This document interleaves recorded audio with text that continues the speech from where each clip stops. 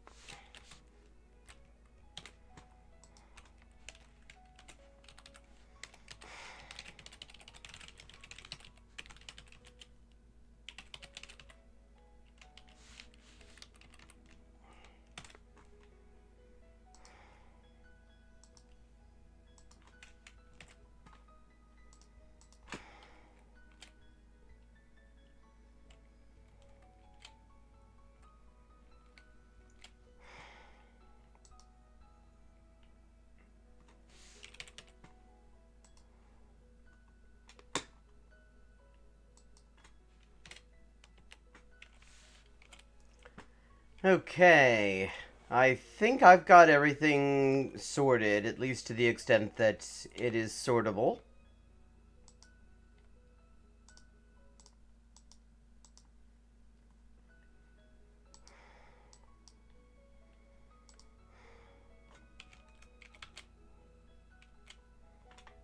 Okay, we are in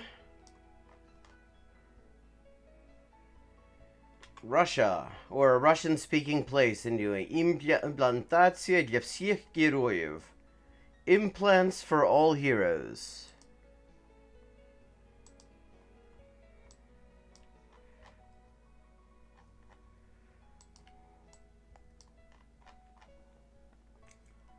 ЖД вокзал.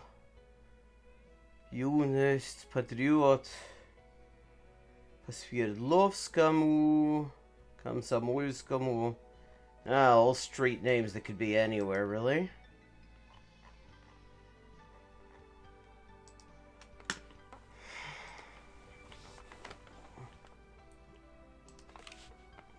Although that did say that it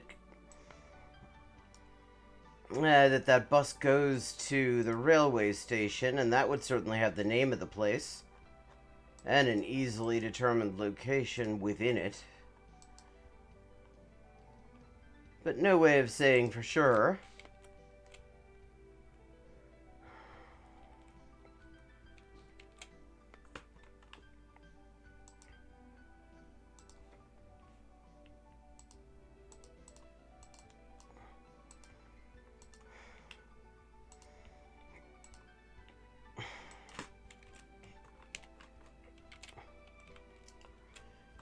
Okay, we've got Dobrych Snov, Sweet Dreams Hotel.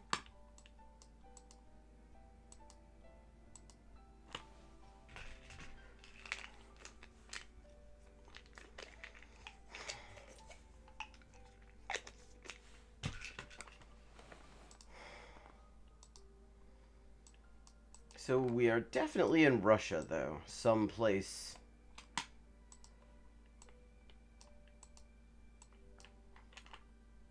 It's not as scuffed as a lot of places in Russia that I've been to in Geoguessr.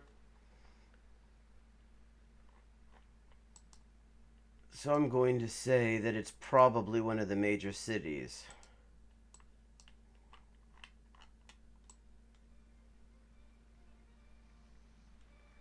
Автозапчасти, we've got some spare auto parts.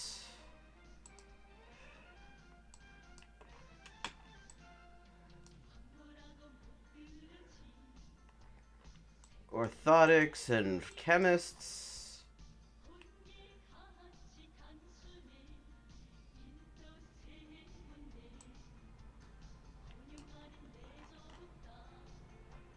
Looks like an army base.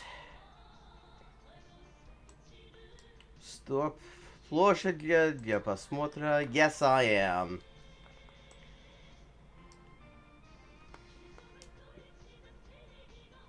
Okay, so we are at a Russian army base here. But I do not see... Yeah, definitely Russia. Absolutely Russia. And someplace with an army base. But that is probably not an easy way to narrow things down.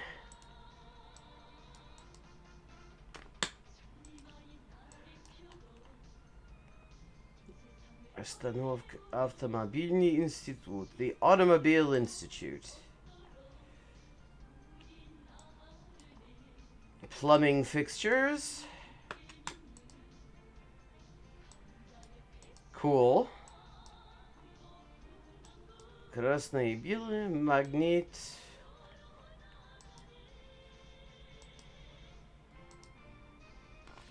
Oh wait, that was a sign.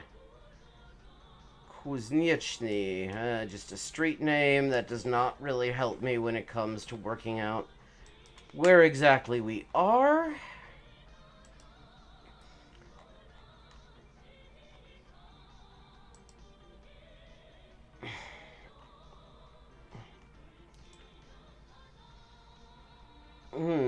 Pizza.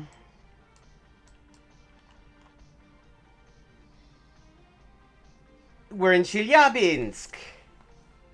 We're in Chelyabinsk. Because that says hippopotamus at the Chelyabinsk circus. Okay. I mean, they're not going to be advertising the Chelyabinsk circus in St. Petersburg, are they? And we know we're not far from the railway station because there was a minibus going there. Пригородный вокзал, трактор-строй. Авторител. Okay, and there's an army base not far from where we are as well. And here we go, the Chelyabinsk circus. There we go, which apparently has a hippopotamus. One of many large, cute animals that will fuck you up. Well, that's also Iberia. That's the Iberian Peninsula, too.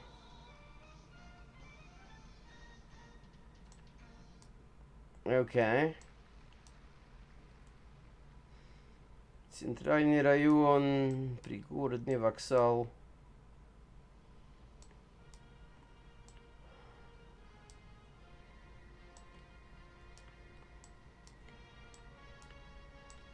Сад Победы, Garden of Victory. Temporarily closed, which you wouldn't want to read too much into, but that does kind of hit a bit different at the moment. Well, Проспект Ленина, Воровского, улица Свободы, Karl Marx Street,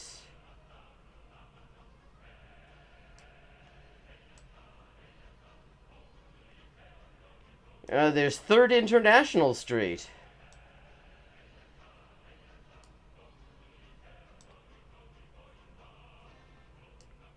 Кирова. Военный комиссариат Калининского района. And Kuznechny переулок. We have found the exact location. There we go. And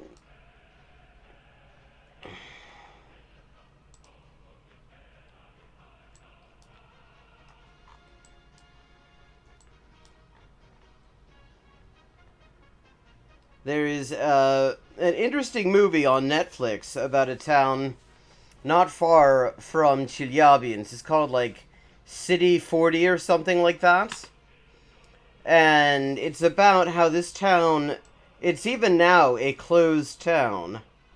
But at the time, during the Soviet period, it was, in fact, its existence was secret because it was, there was military, yeah, there were some, like, arms production installations and some nuclear stuff.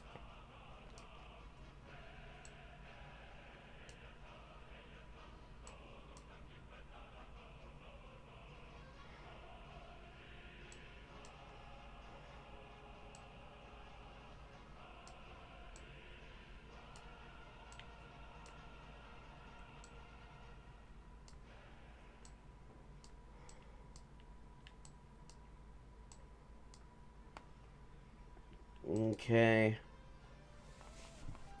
Just to the east of the E30. That's where we need to be.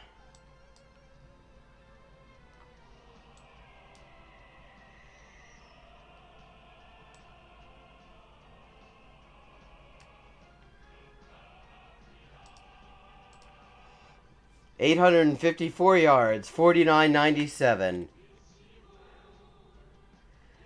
Oh, well, that's because Chelyabinsk, the reason you'd remember that is because the way that people living in this town, which is called Ozyorsk, were required to describe their place of birth and everything. It was on all their official documents, which has caused them problems subsequently, was that they were in Chelyabinsk.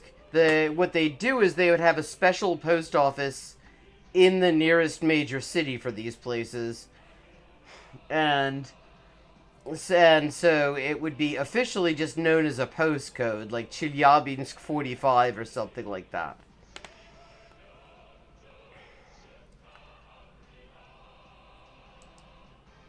Okay, next place. Yeah, this does not look like Russia.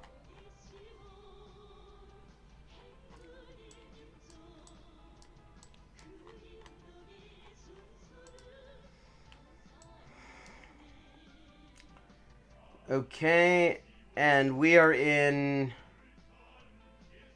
either Indonesia or... Yeah, we are in Indonesia.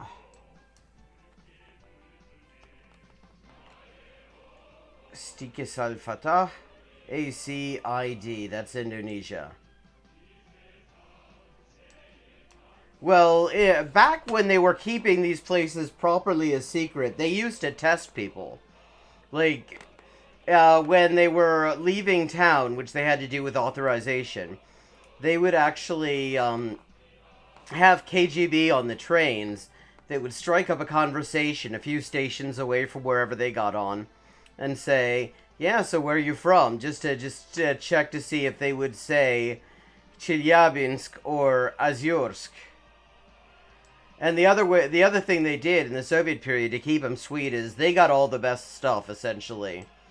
Like, they got shit that you could not get pretty much anywhere else. Like, they get, like, bananas and things that were a real rarity, even in places like Moscow.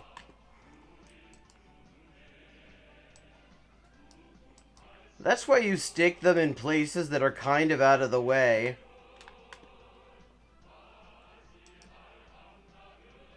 But yeah, I mean, I'd imagine that you'd sort of notice... that there's certain roads that are right there and you can't actually go there, and their tickets, like, I wonder, they didn't discuss this in the documentary, but I do have to wonder how you got train tickets back there. Like, okay, so you're allowed to leave, you go to, say, Moscow or something like that, and there's a round-trip ticket. What is the point of origin described as? Okay, we are now in Indonesia, someplace. A very distributed country, Indonesia. I don't think I've ever actually done very well.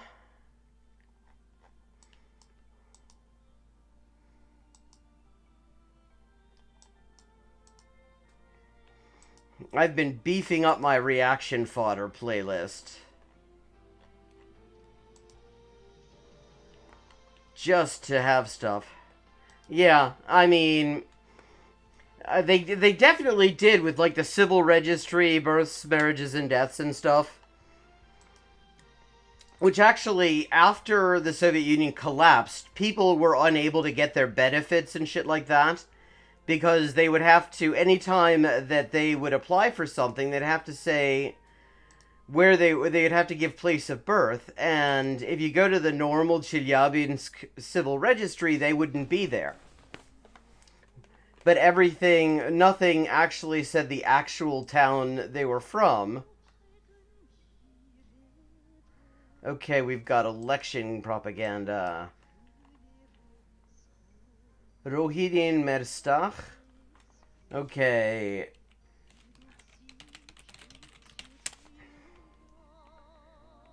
Bengkulu. Where is Bengkulu?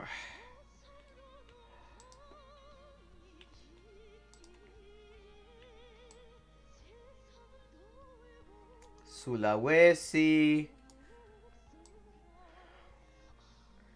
Terengganu.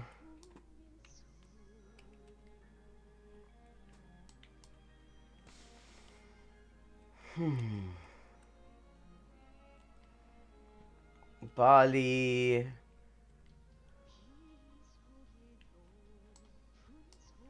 Sulawesi.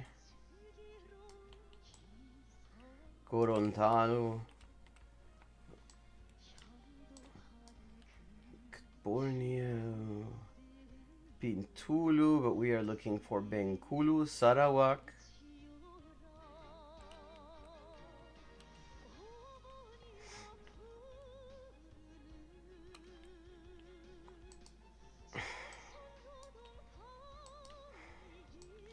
Yeah, apparently it was a huge mess.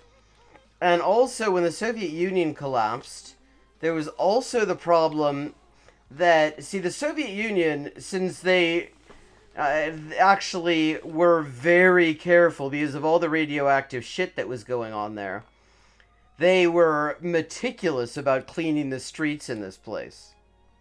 Soviet Union collapses, and suddenly they're not so meticulous.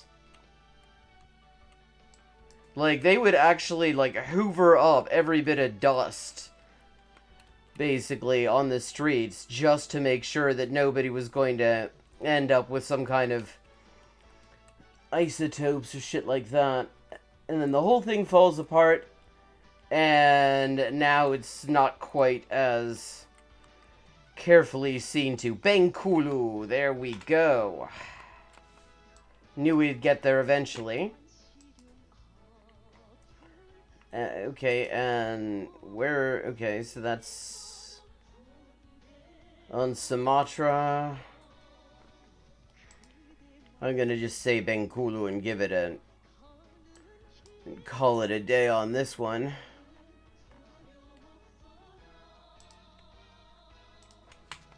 $140 miles. Not bad for Indonesia. I never do well in Indonesia. $42.99 too.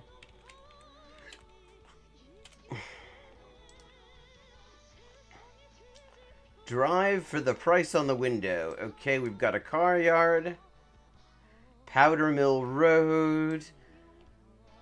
And what is that? Speed limit 40. We are in the US. 717 area code.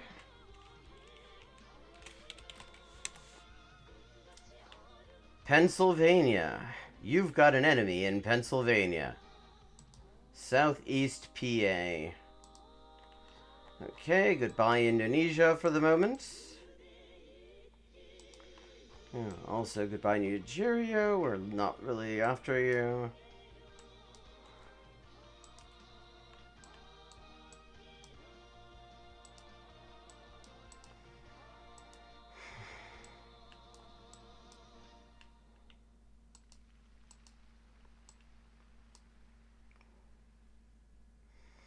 Sorry for what I said before my schnack rap.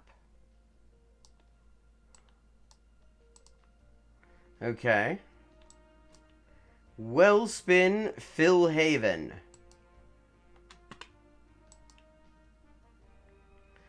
What, mistaken about Spain? Ah, well.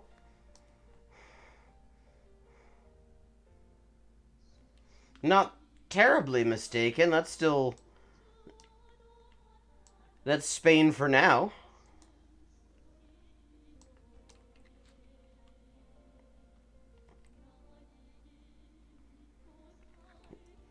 Never heard of Phil Haven. Guess that's where all people called Phil are allowed to go. It's like Stevenage, which is the only place where they're allowed to make Stevens.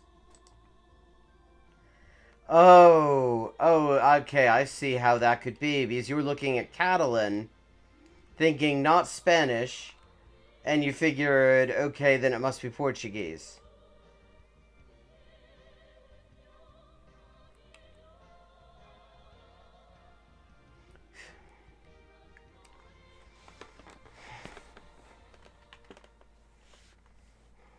Bechtelsville. Yeah, to go there, you have to show that your car has two women talking to each other about a subject other than a man. Otherwise, they will not let you in. They'll redirect you to Chelyabinsk. Yeah.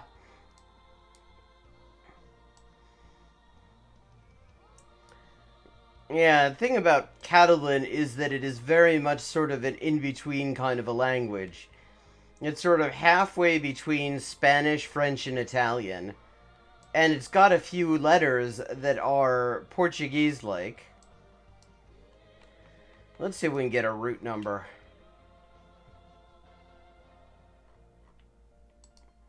Because I'm having no luck finding Philhaven.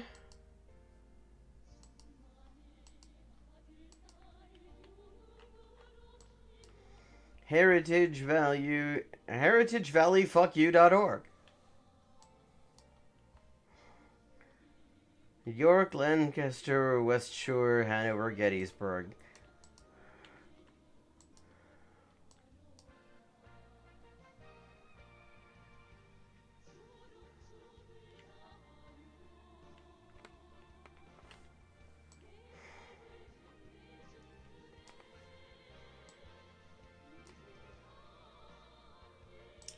Okay, I guess it must be somewhere in this area then.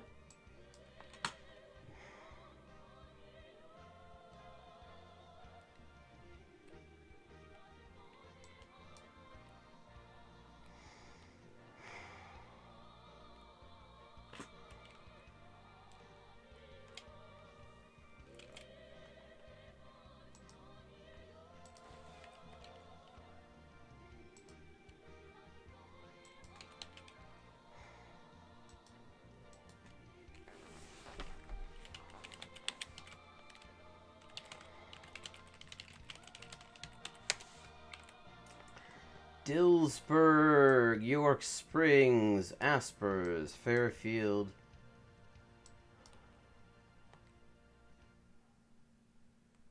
Styx. It turns out there's a town in Virginia called Hicksville. I know this because I was following my mother on the map as she's driving off to the holiday destination. Lewisbury, Newburytown.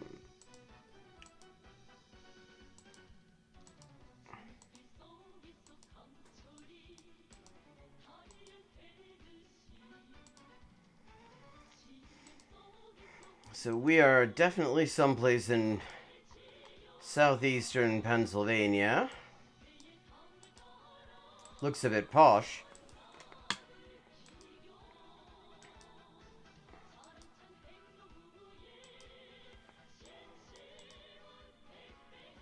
Oh, wait, entrance to what? Medford Professional Center. Is there a Medford near Gettysburg and Hanover and all this shit?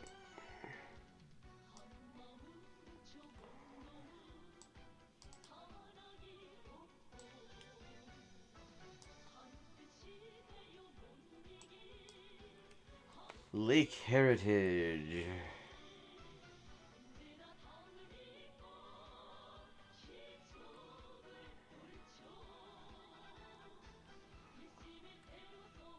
Table Rock, gosh.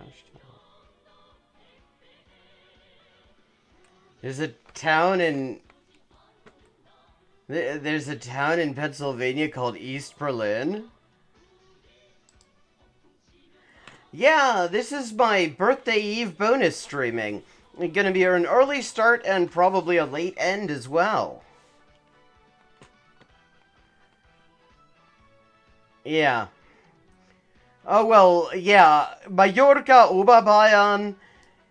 Mallorca is basically Germany's most annoying tourists all in one place.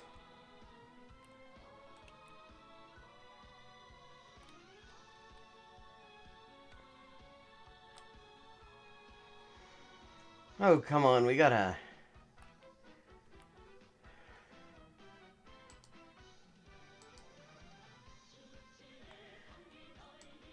I mean, there is like Germans complain about German tourists in Mallorca. They specifically a lot of people from Germany will stay the fuck away from Mallorca because the Germans who go there are so fucking horrible.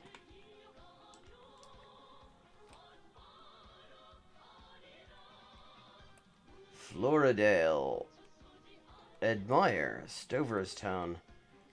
Come on, there's gotta be.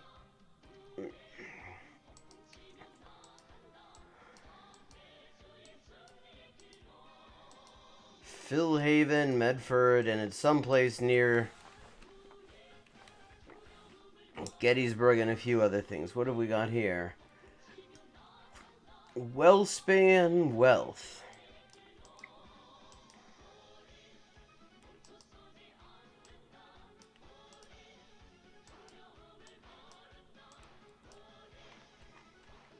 Old Baltimore Pike. Apple Hill Health Campus.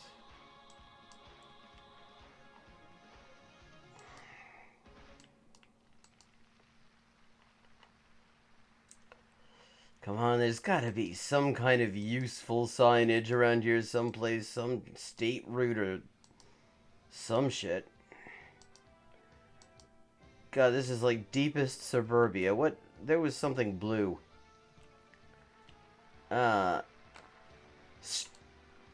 Just fucking street names.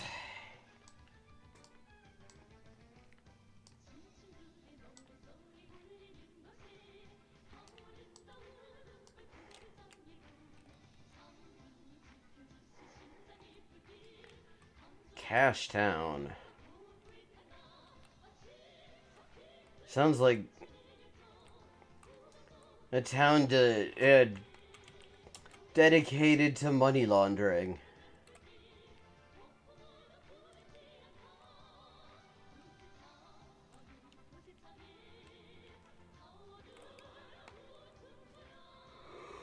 Okay.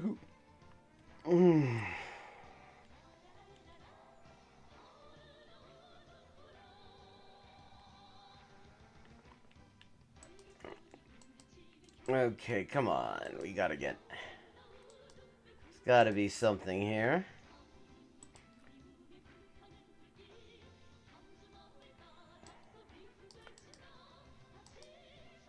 I have never been to Gettysburg, but it wouldn't surprise me.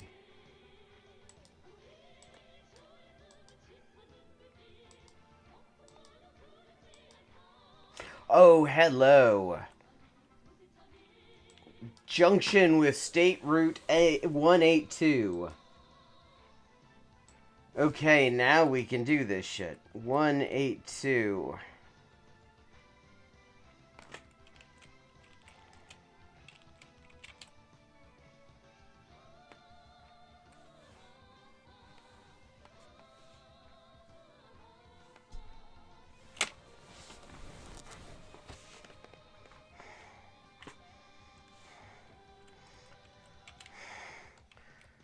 Today I learned that you can adjust contrast and brightness and stuff in OBS.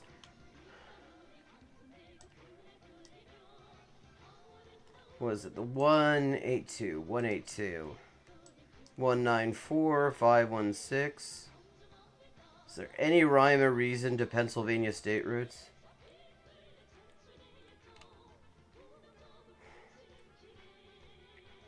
I mean,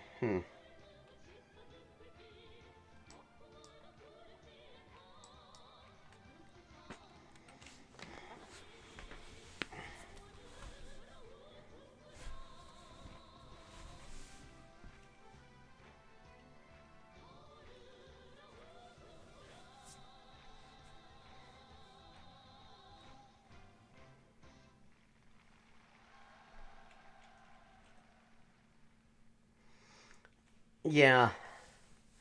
It's another reason you just gotta smash the state. I mean, these fucking route numbers, who can figure anything out about them?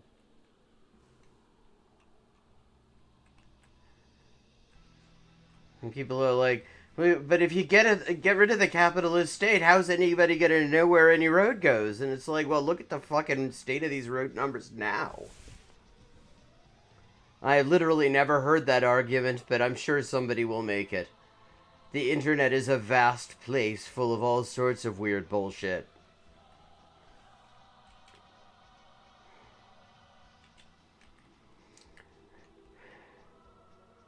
Two 616 851. I'm beginning to think that there might actually be some rhymeries into this. 194.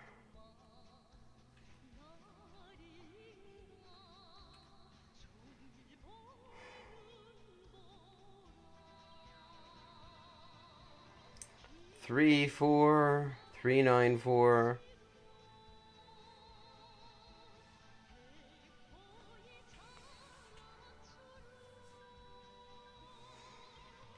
Yeah, I mean, the interstate system's fairly easy to work with. If we had an interstate number, we'd be laughing.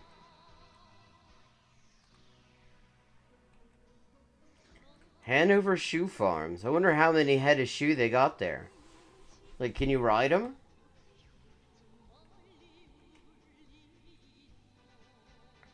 $182. Okay, I'm not fine. We're gonna just say Southeast Pennsylvania and call it a day. It's somewhere in here. 15 miles, not bad.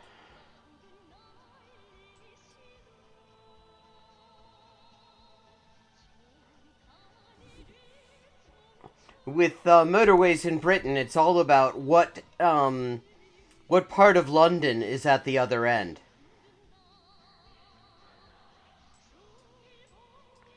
Okay, we have narrow streets. We have lots of palm trees. I think we are back in Southeast Asia.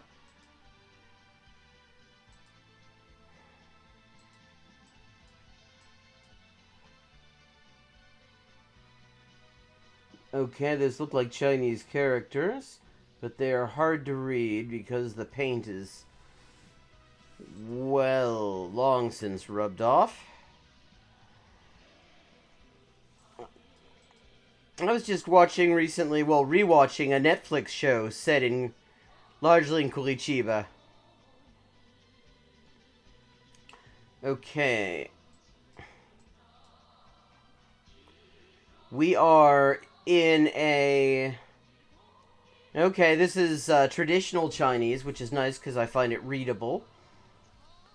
Also, the places that use traditional Chinese, there are much smaller in surface area than the one that use simplified.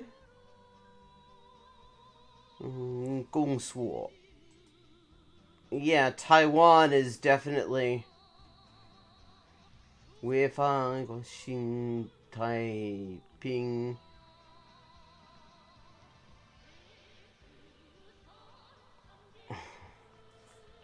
There is a fine for not entirely sure what.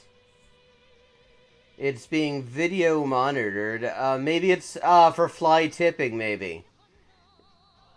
If so, nobody seems to give a fuck.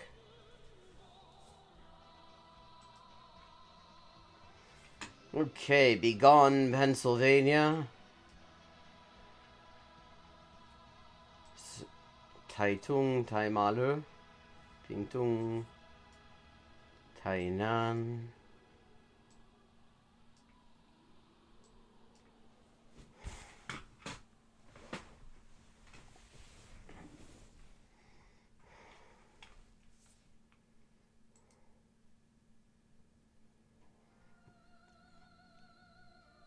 Yeah.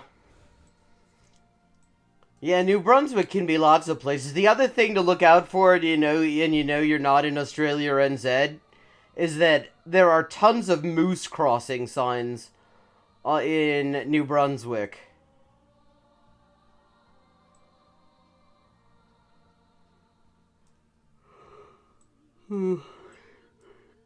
guy I met there when I was passing through that area told me it's apparently Canada's redneck country.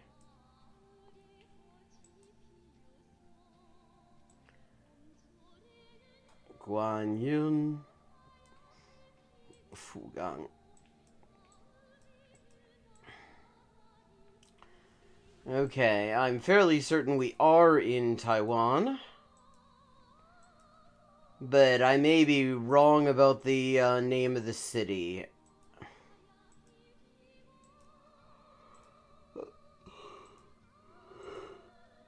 I can kind of read Chinese to get the gist, but that's kind of it. Okay, that's a security company. Oh, this is a nice narrow road. Lots of people... This is where people practice reversing.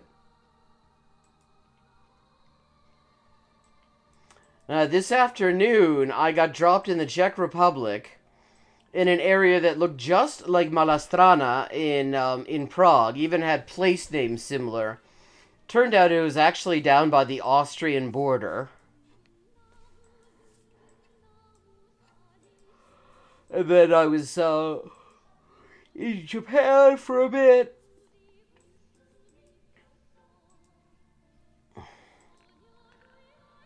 Couple other very familiar places that I was in, and I forget some of them. But you can go back and watch that on Hyperpolyglotting with Elise. It'll be the most recent video, that stream.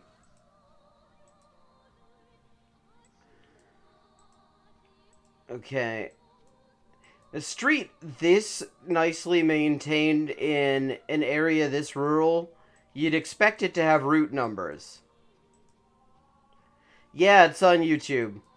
Look up my language channel is Hyperpolyglotting with Elise.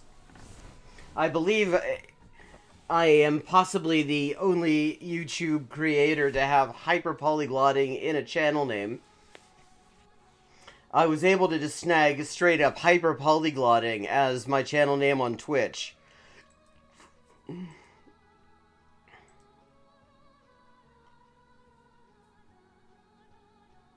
This something. Oh, wait. Damn it. Okay. 高定标志定标志 Okay. 一间公司将其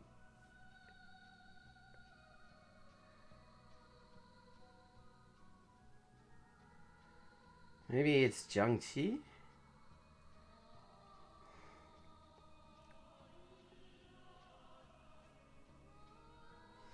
Let's see, have we got a place called Jiangxi in Taiwan?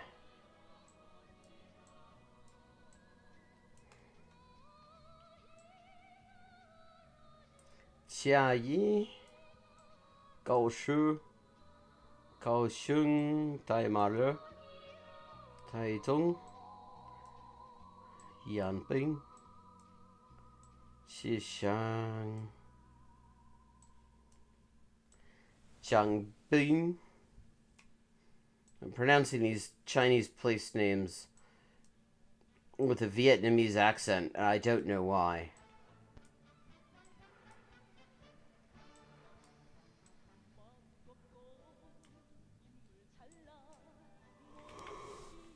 Oh, yeah.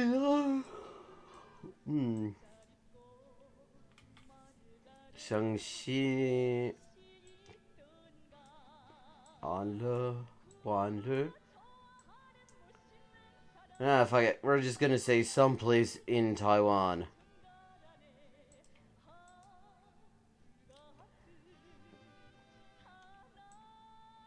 And it's Changji. Oh, okay. Yeah, I got it right. It is Changji Township. Or near Changji. Yeah, they don't start saving your videos until you've made a whole bunch of them. Like, I don't know when they started saving my, seagull videos. Okay, we are on 5 of 5, and we are in North America. This can't be any place else. We're in Canada. We are in Canada. That is a Canadian fire hydrant. Looks like one of the droids Luke Skywalker decided not to take home with him.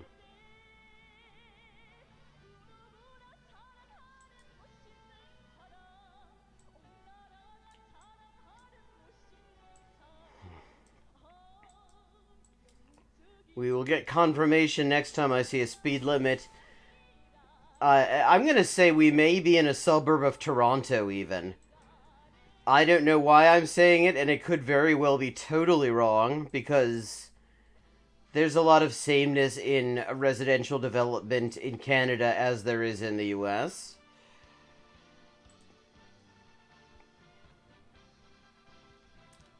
Come on, let's zoom in a little bit better. What is that? 613. Where's 613? I don't think that's Toronto, actually.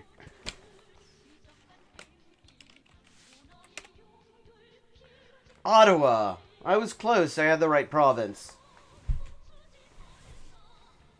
Yeah. There are two things that I've found.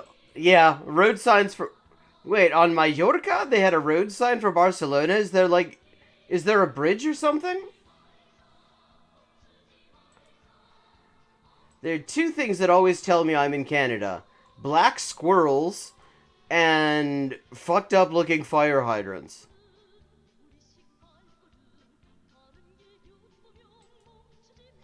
Golden Pawn. Golden Pawn is a pawn that's on B7 when you've got a rook on B1. Oh, okay. Which seems just immediately sounds like Barcelona's Wario.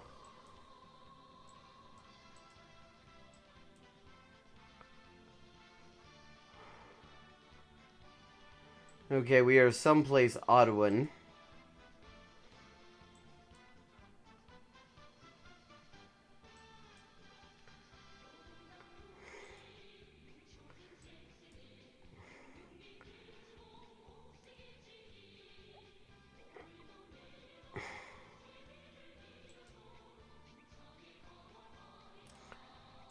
Texas has fairly distinctive route numbers, and they've got these farm to market roads.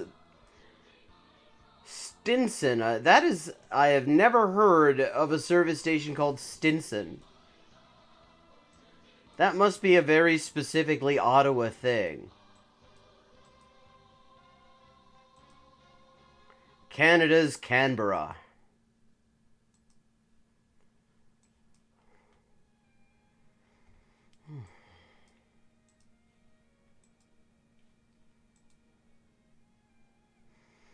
Tim Hortons, the Embassy of Anglo-Canada in Montreal. If you want to find native English speakers in Montreal, you go to a Tim Hortons and you will almost always find that everyone working there is one.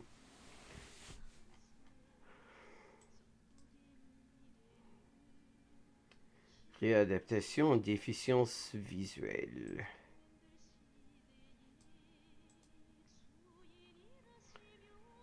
A giant tiger. Econology.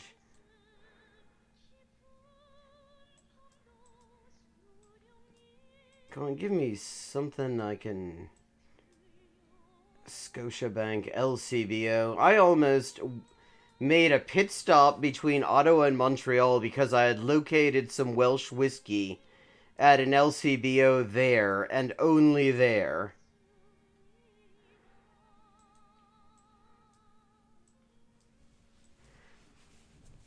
Welsh whiskey is well worth trying if you like whiskey. It tastes a little bit like Macallan.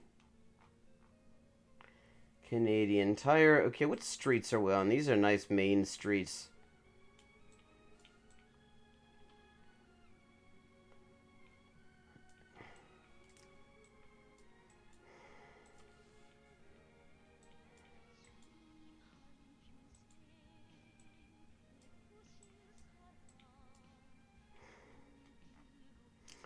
Concession Street. Great name for a street, Concession Street. What was the other one? Princess Street.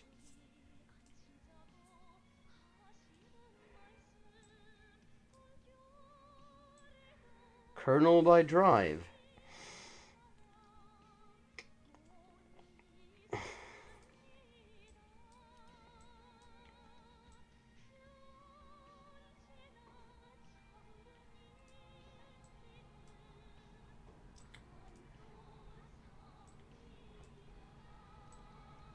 The Great Canadian Poutinerie.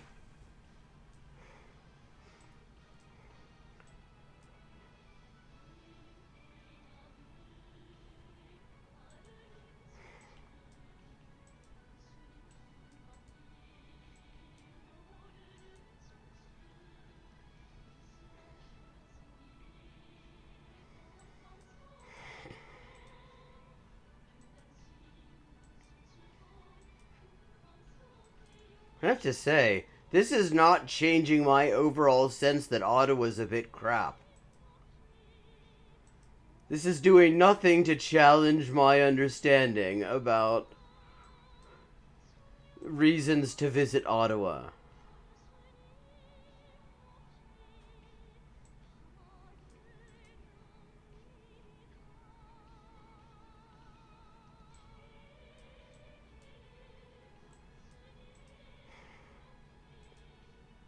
Oh shit, we're going backwards. I was just at Giant Tiger.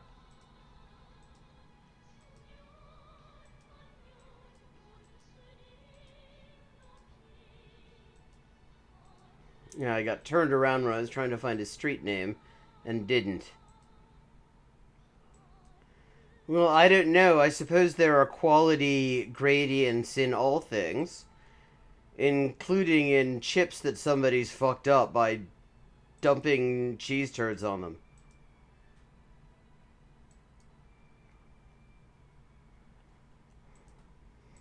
Although I should speak with some reservation, because what I like to do is mix some A1 sauce and proper Coleman's English mustard and a little bit of ketchup and put that on my chips, and that rocks, but it's definitely not for everyone.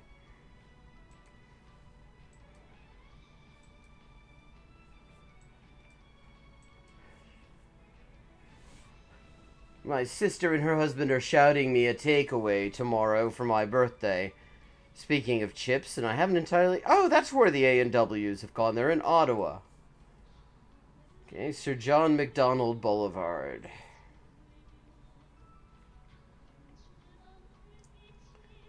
One of Canada's most notorious white supremacists wanted to create what he himself, these are his words, an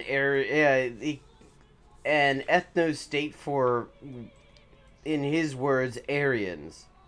Lovely fellow.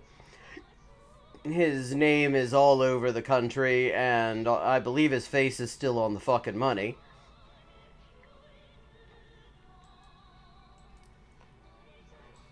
Yeah, okay, Canadian Tire. Is that, I mean... Carling Avenue, named after some of Britain's shittiest beer.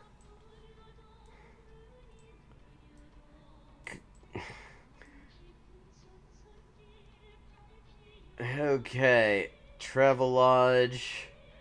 Heartbreakers Pizza. What, do you go there and you order the pizza and then you get negged?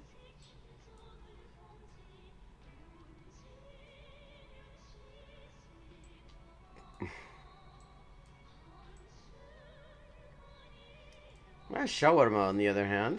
Love a shawarma. Centertown. See, this is... Centertown's where you go if you want to learn the latest developments of horseshoe theory.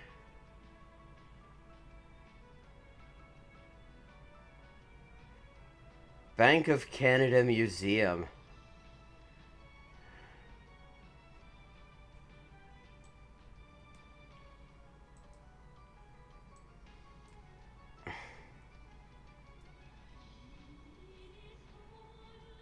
Okay, let's get the fuck out of Ottawa. We know that this is in Ottawa. I'm not really doing very well on finding anything that tells us all that much more than that. Except that we're someplace that has absolutely... I've received a new badge. I'm an excellent explorer. The day before my birthday, even. Oh, wow, 90 miles off. This isn't Ottawa, this is Kingston. That's right, Canada's area code areas are huge.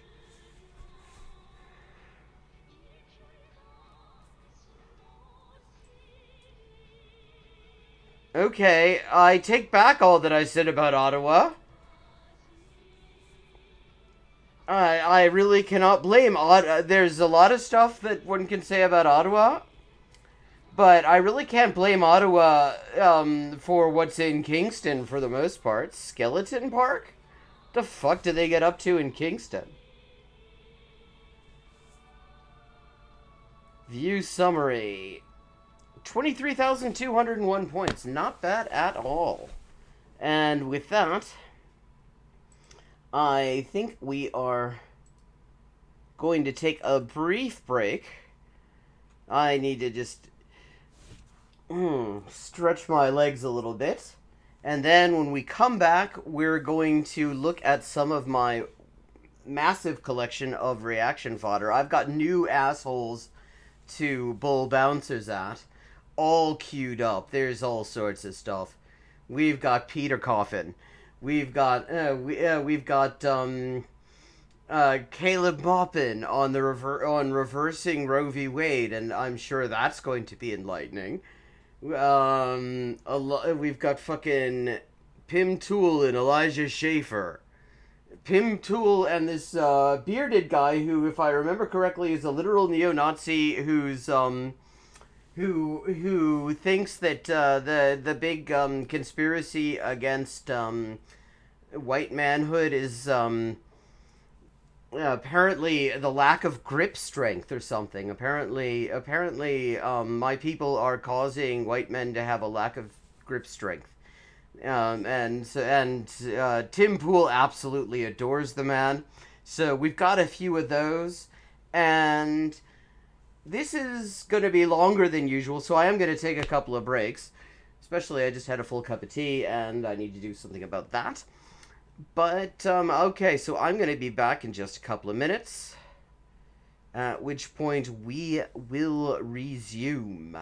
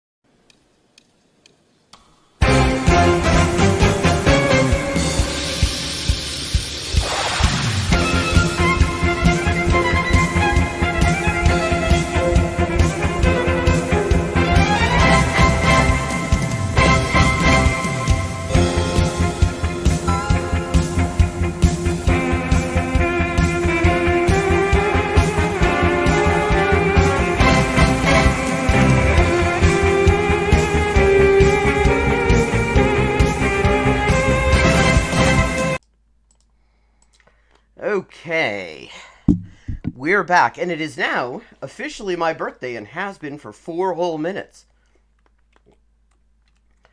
So, it is time to talk about garbage fuckers.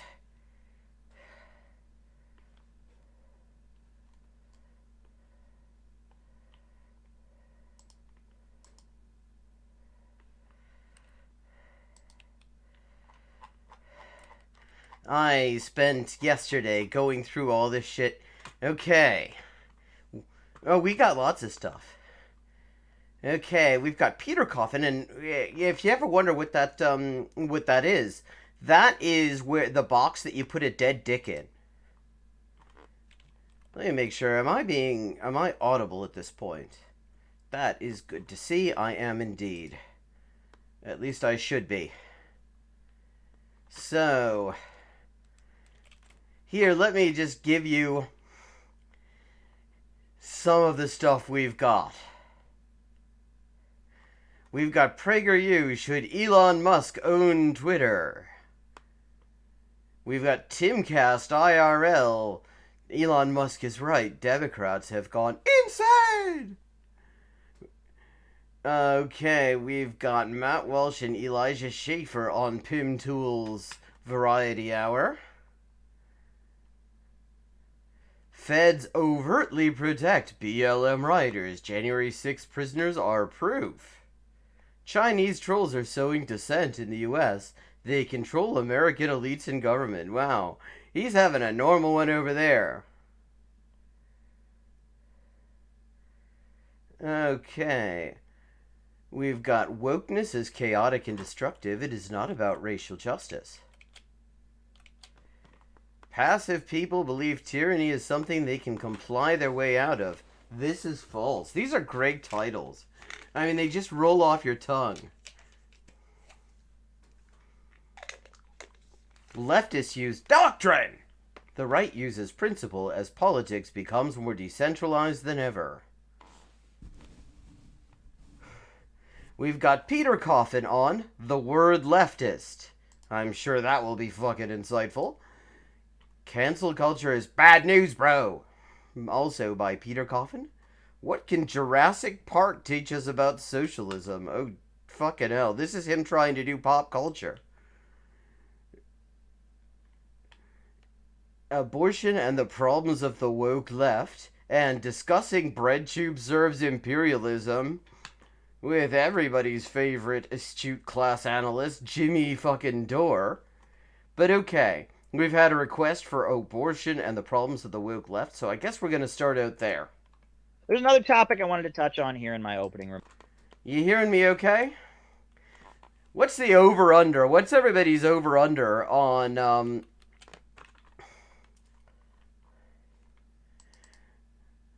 what he's going to say?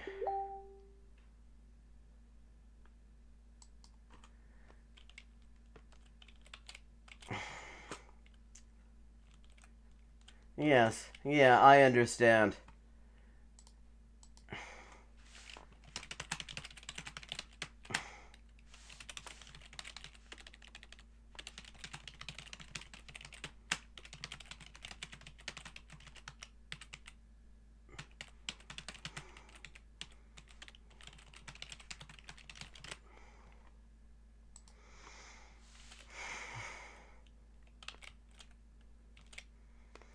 So,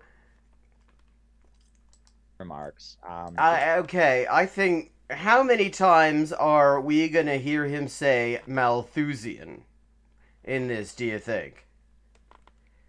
I mean, see, part of me says he's gonna be saying it all the fucking time, but the other part of me kind of thinks that maybe since you could actually theoretically have a discussion about abortion and birth control and all this stuff, and Malthusianism would actually legitimately come into it, and since it would legitimately potentially come into it, he might not say it at all, because he only says it when it makes absolutely no fucking sense.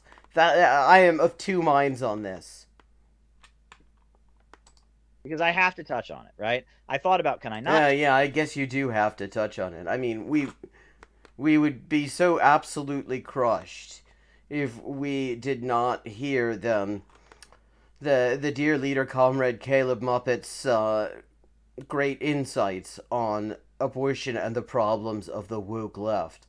Talk about it, and that if I was just doing what I would rather do, if I was just See, he doesn't want to be doing this, you see. He hates doing this. He hates crapping on with, like, incoherent bullshit. He would much rather be doing something else.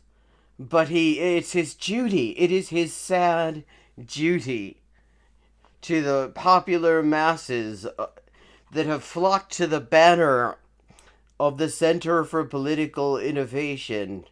All 5 of them. doing what I would rather do, I would not talk about this. I would not. You still got time to not talk about this, Caleb. We would not think less of you. It would literally be impossible, I think, for many of us to think less of you at this point anyway. Talk about this. I'm surprised that Kyle Kalinske and Breaking Points didn't stand up for you guys as well. I thought they were free speech absolutists. Yeah, well, yeah, exactly. And if it was up to me, I would not talk about this issue. Well, we got to talk about this issue, right? Okay, he's gone from his vice principal's office set to now it's like he's in an airplane toilet. What the fuck's up with this camera work? I mean, there are webcams for not actually a whole lot of money that you can hang up on your screen, like this one that I'm using now. You can hang it up on a screen, you can put it on a tripod, and you get like an angle of you that makes sense and doesn't look like you're being bugged.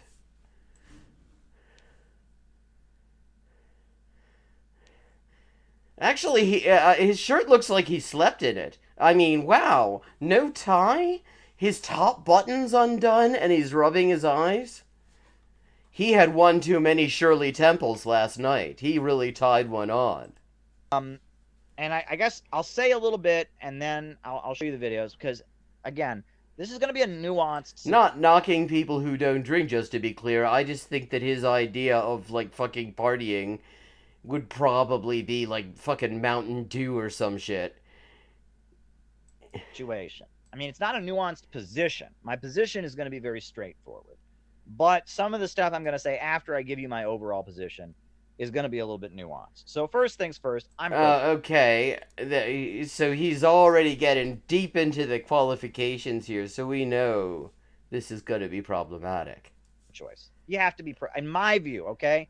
I respect you if you're a Muslim. I respect you if you're a Christian. I respect you if you're an Orthodox Jew or if you're a Hindu. If you believe abortion is wrong, I respect you. Okay, first of all, no.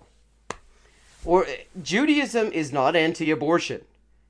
In fact, abortion in traditional Jewish religious law is a mitzvah in some cases. This idea that a fetus is more sacred than any actual human that breathes air and drinks water, rather than the reverse, that's a Christian innovation and not a good one. I mean, if you go back and you look at the Torah, you look at the Talmud, actually abortion is recognized as not just acceptable, but required. So, yeah. Why he's qualifying this as Orthodox? What's this where he respects Christians, he respects Muslims, he respects Hindus, but the only Jews he respects are Orthodox, and I really don't think he knows what that means. Because there's all kinds of different Orthodox. You're right to believe that, and I'm not gonna cut ties with you, and I'm not gonna call you a bigot for that. But I'm going to disagree with you. I think that abortion needs to be legal for this reason. Okay. We taking bets on what the reason is. I already knew that he going into this. I saw some tweets from him saying that I'm personally pro-choice, but anti-choice garbage fuckers should not be criticized. Or something like that. So I have a little bit of an advanced line on this. Overturning Roe v. Wade is wrong for a legal reason, right? First of all, there's a difference between law and morality. If you think abortion's wrong, Oh God, we're gonna hear him try to explain why overturning. See, it's like on the one hand, yeah, I would tend to agree. From a legal standpoint, it's a bad decision. From a lot of standpoints, it's a bad decision, but also from a legal standpoint. But on the other hand, I have absolutely no confidence that he's going to give an explanation that is remotely coherent of why. fine, right? That's not why we have laws. Laws exist to protect rights. We have law against murder. Oh wow, this is very Marxist here. I mean, this is the guy who lectures us all on not being Marxist enough when we actually like agree with stuff Marx said, like abolishing the family or overproduction in capitalism. This is the guy, and he's given us this liberal crap trap. This is laws exist to protect rights. Really, is that why we have laws? Because it's interesting, because they don't actually do that, do they? They protect certain rights, and then you got some laws that nobody who's in the position to enforce them gives a fuck about. And I believe maybe Marx and Engels and quite a few other people who are probably in that bookcase that you're normally showing us, Caleb, have had a lot to say about why that is. Okay. He's got some weird reflection going on in his eyeballs, and it looks like he's got the black oil from X-Files, like, working its way through his system or something. The idea is the state is obligated to protect me from having my life taken, right? There's a social contract. I don't go around killing other people. It's social contract. This is so fucking... See, I am not a Marxist. That's not to say that I don't have a lot of respect for a lot of the stuff that Marx wrote, because I think he got a lot of things right. But I'm not one. But he claims to be a Marxist, and he's talking a social contract theory? Like, what the hell is he? I mean, apart from an anti-Semite who likes to hang around with far-right garbage fuckers and then get offended when people say that he also is one. People, and in exchange, the state protects me from other people who might go around killing me, right? And this is kind of how these things work, right? That what is... Yeah, which is... Wait, okay. How the fuck can you say that? In the era of the George Floyd uprising and Black Lives Matter... Oh, that's right, he thinks Black Lives Matter is a conspiracy, mind you. But, so the state protects people's lives, does it? I mean, because...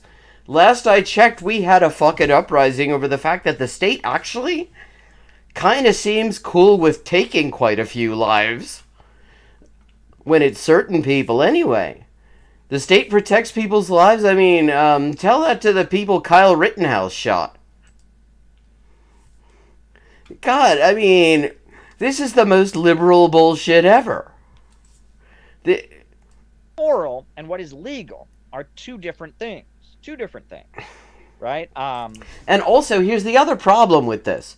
Okay, let's accept this liberal social contract theory bullshit about why we have laws. The laws exist to protect rights.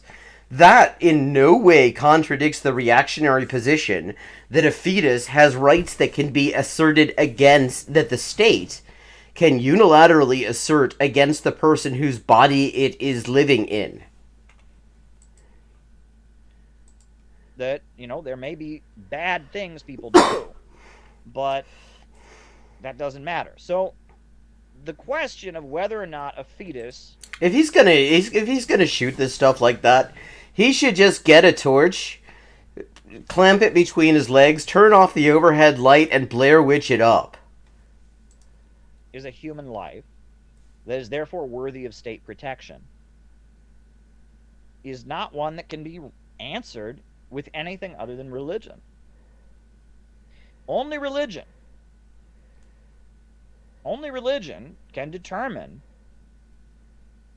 whether or not a fetus is a life a full human life, that it would be then murder to take. Only religion can determine that. Oh, No. really? Only religion can determine. Okay. See, I would think that biology also kind of comes into that. I mean, what? This is the guy who, like, tried to shit all over BreadTube for not being materialistic enough, and listen to him. Listen to this materialist analysis we're getting from the great leader, Comrade Caleb Muppet. Nobody can really say that they know for a fact that fetus is a full human being that deserves the full protection of a human being. No one can say that. You can believe that in your heart, from your religion. You can believe that philosophically. But at the end of the day, the only way you can really say that is not from a place of rationalism, right? So, okay. This is... Okay, first you can't say that, but you can believe it. Now you can say it, but it isn't rationalism. I mean, yeah, it occurs to me that there are kind of other things we could look at, like, can a fetus function outside? Can a fetus function independently, even do, like, basic biological functions like, respiration? And the answer is kind of no. And is the fetus living in somebody else's body? And the answer is yes. And we could just kind of go and try to take sort of a more materialist approach to this, which supposedly you should be into, because when you're trying to shit on leftists, you claim to be a Marxist, Caleb.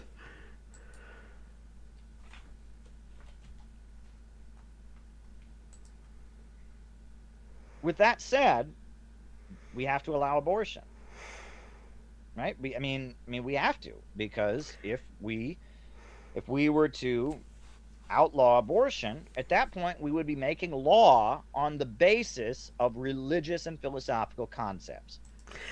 Okay. First of all, one thing that really does kind of occur to me at this point is that his rationale for why you can't legislate against abortion at no point touches on the person whose body the fetus is in, or the embryo, since some of these laws are explicitly saying that pre-implantation fertilization is also a full human life that can be legally murdered. That, like, the law says it's murder if that full human life, it does not actually continue. I mean, Louisiana specifically says life begins at fertilization without any regard to implantation, which means literally, as George Carlin said, like, what, going on 40 years ago, that means any woman who's had more than one period is a serial killer. Because they specifically took out implantation. Okay, so, you could talk about, the rights of the person whose body the fetus is in, Caleb, but you seem to be very careful not to, which I find interesting. Law does not exist to force people to do the right thing. It does. Okay, except kind of that even if we take your idea that law is to protect rights, well, that is the reason that we call them rights. The reason they are etymologically linked with the adjective right is because respecting them is supposed to be inherently the right thing. So this is already a hot mess. It doesn't. Law exists in order to protect the rights of the individuals. And at this point, we should know as Marxists. Oh God. Okay, let's see how he tries to attribute this Hobbesian fucking Dworkinian liberal bullshit to Marx. If the law were to change, if the law were to start forcing morality on people, as Marxists, we would be against that, because we live in a capitalist society, and it wouldn't be wouldn't be the working class that would be benefiting from it. It would be the ruling class. And if we gave the ruling class the power to start passing laws based on what they think is right and wrong, well, they could outlaw being a communist, right? They already have the power to make laws based on what they think is right and wrong. Those laws fucking exist. That is literally the entire legal system. That is literally, every single law is something the ruling class, through its mediators in the state, whatever kind of legislative body it has, decided this thing is right, this thing is wrong, this thing you can get locked up for, this thing you can get shot for, or whatever, and this thing it's totally okay and nobody's allowed to interfere with you doing. That's literally what law is. I mean, you don't even have to get into fucking Marx to the... This is just legal realism. Law is just orders from on high, backed up by threats. And there are entire law libraries full of legal philosophers trying to find some way that laws aren't that. And none of them have come up with a good argument, because law can be fucking anything. All law is something that a legislator exercising state power has enacted. And that...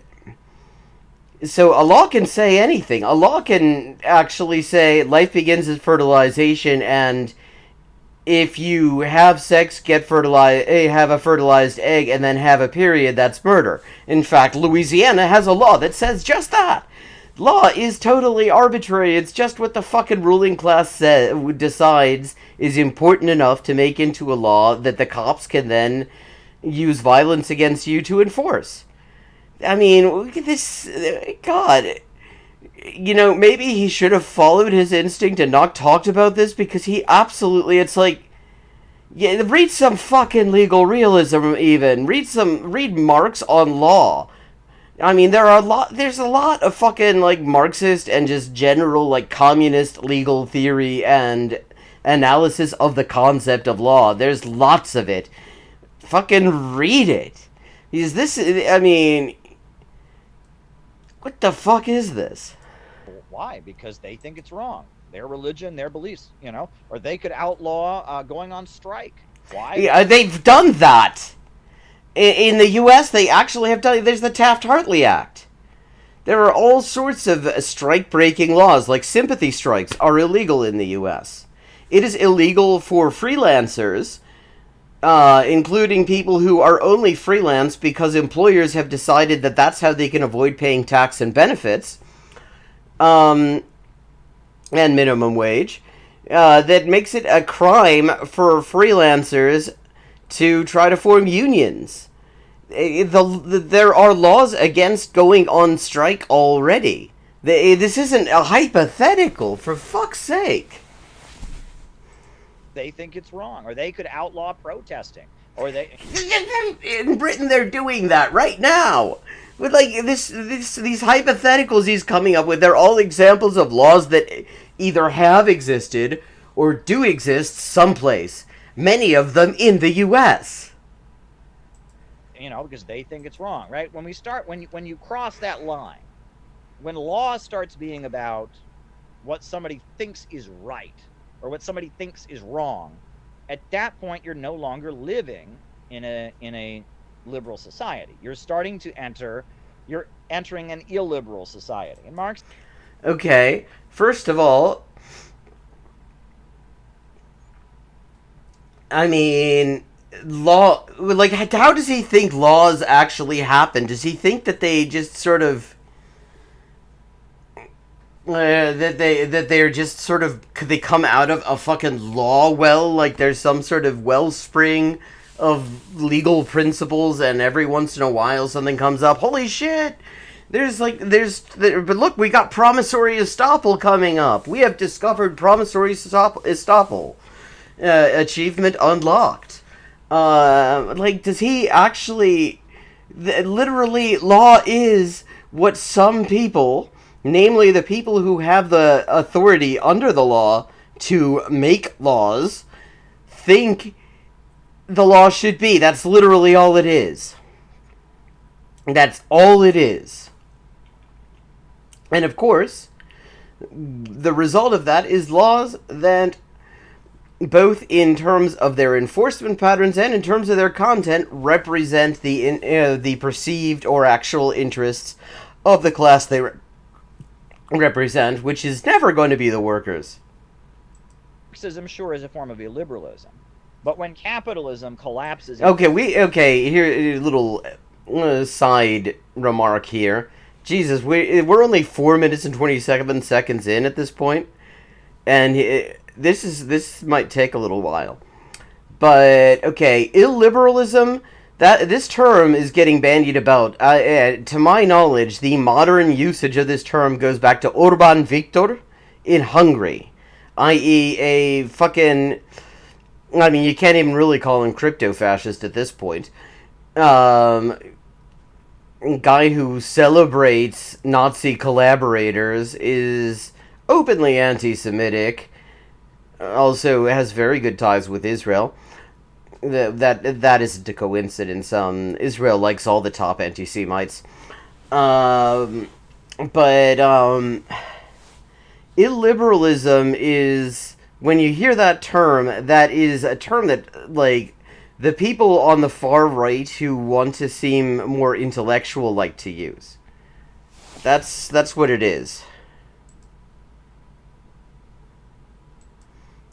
So, I mean, when you say Marxism is a form of illiberalism, I can't help but being reminded of what Thoughtslime said during the Sophie from Mars stream, where they were reading BreadTube serves imperialism, and Thoughtslime came out with, Caleb Maupin thinks fascism is communism.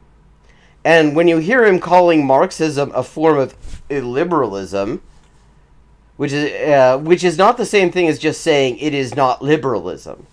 Just saying it...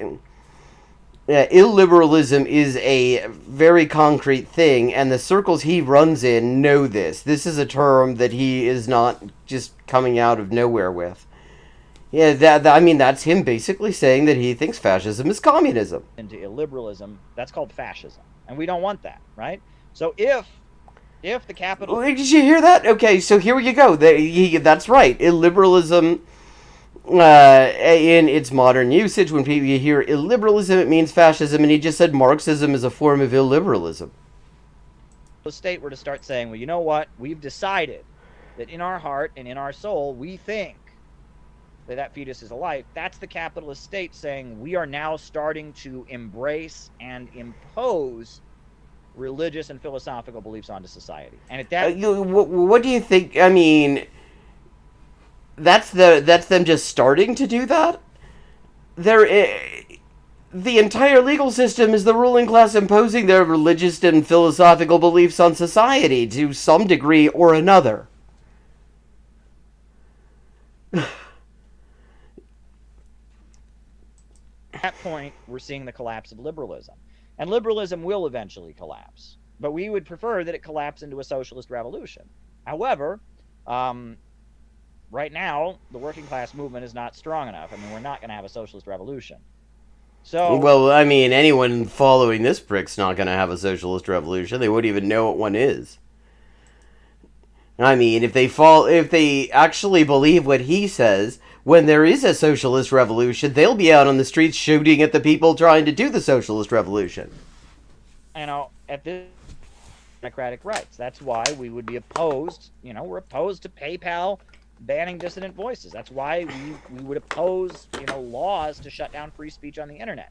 I will say that it's fucked up that PayPal can just shut down your account with absolutely no accountability. And anyone whose money is only on PayPal, it is very worth looking into alternatives to move that money off of that platform. I mean, because PayPal avoids being considered a bank under U.S. law. In some places, they have to follow somewhat more reasonable... They have some level of regulation, but here they kind of say we're not really a bank, so they get away with all sorts of shit, like just closing people's accounts and just stealing their fucking money, with absolutely no notice or even any kind of legitimate reason. That is fucked up. I will say that. Is that we want to defend liberalism from collapsing into illiberalism, because right now, if liberalism collapses into illiberalism, the result is the ruling He wants to defend liberalism. class shutting down dissent and moving toward fascism. Now, ultimately, we want liberalism to be overturned by a working class socialist illiberalism eventually, but we're not at that place. And so you have to be pro-choice. I'm sorry, but okay, 5 minutes in, he's rambled for quite a bit here. And what we have not heard anything about is the rights and the life of the person carrying the pregnancy, which I find very interesting, if not all that surprising. It's like, if we give the government the right to start legislating morality, we can be damn sure the morality they're going to legislate is going to be hostile to us. It's going to be for imperialism. It's going to be for capitalism. We have to oppose it. So that said, I'm pro-choice, and the fact that it's now pretty well proven that the Supreme Court, it's not been released yet. The Supreme Court hasn't come forward and said it, but they are going to overturn abortion. And one thing to just note, they are gonna. The thing is, it isn't official yet, and that is important. There is. I mean, you can't say it for a fact because that would require the person who leaked it to come forward and confirm it. But the concept of a test balloon exists. The concept of a test balloon is a thing that exists. And the thing about that is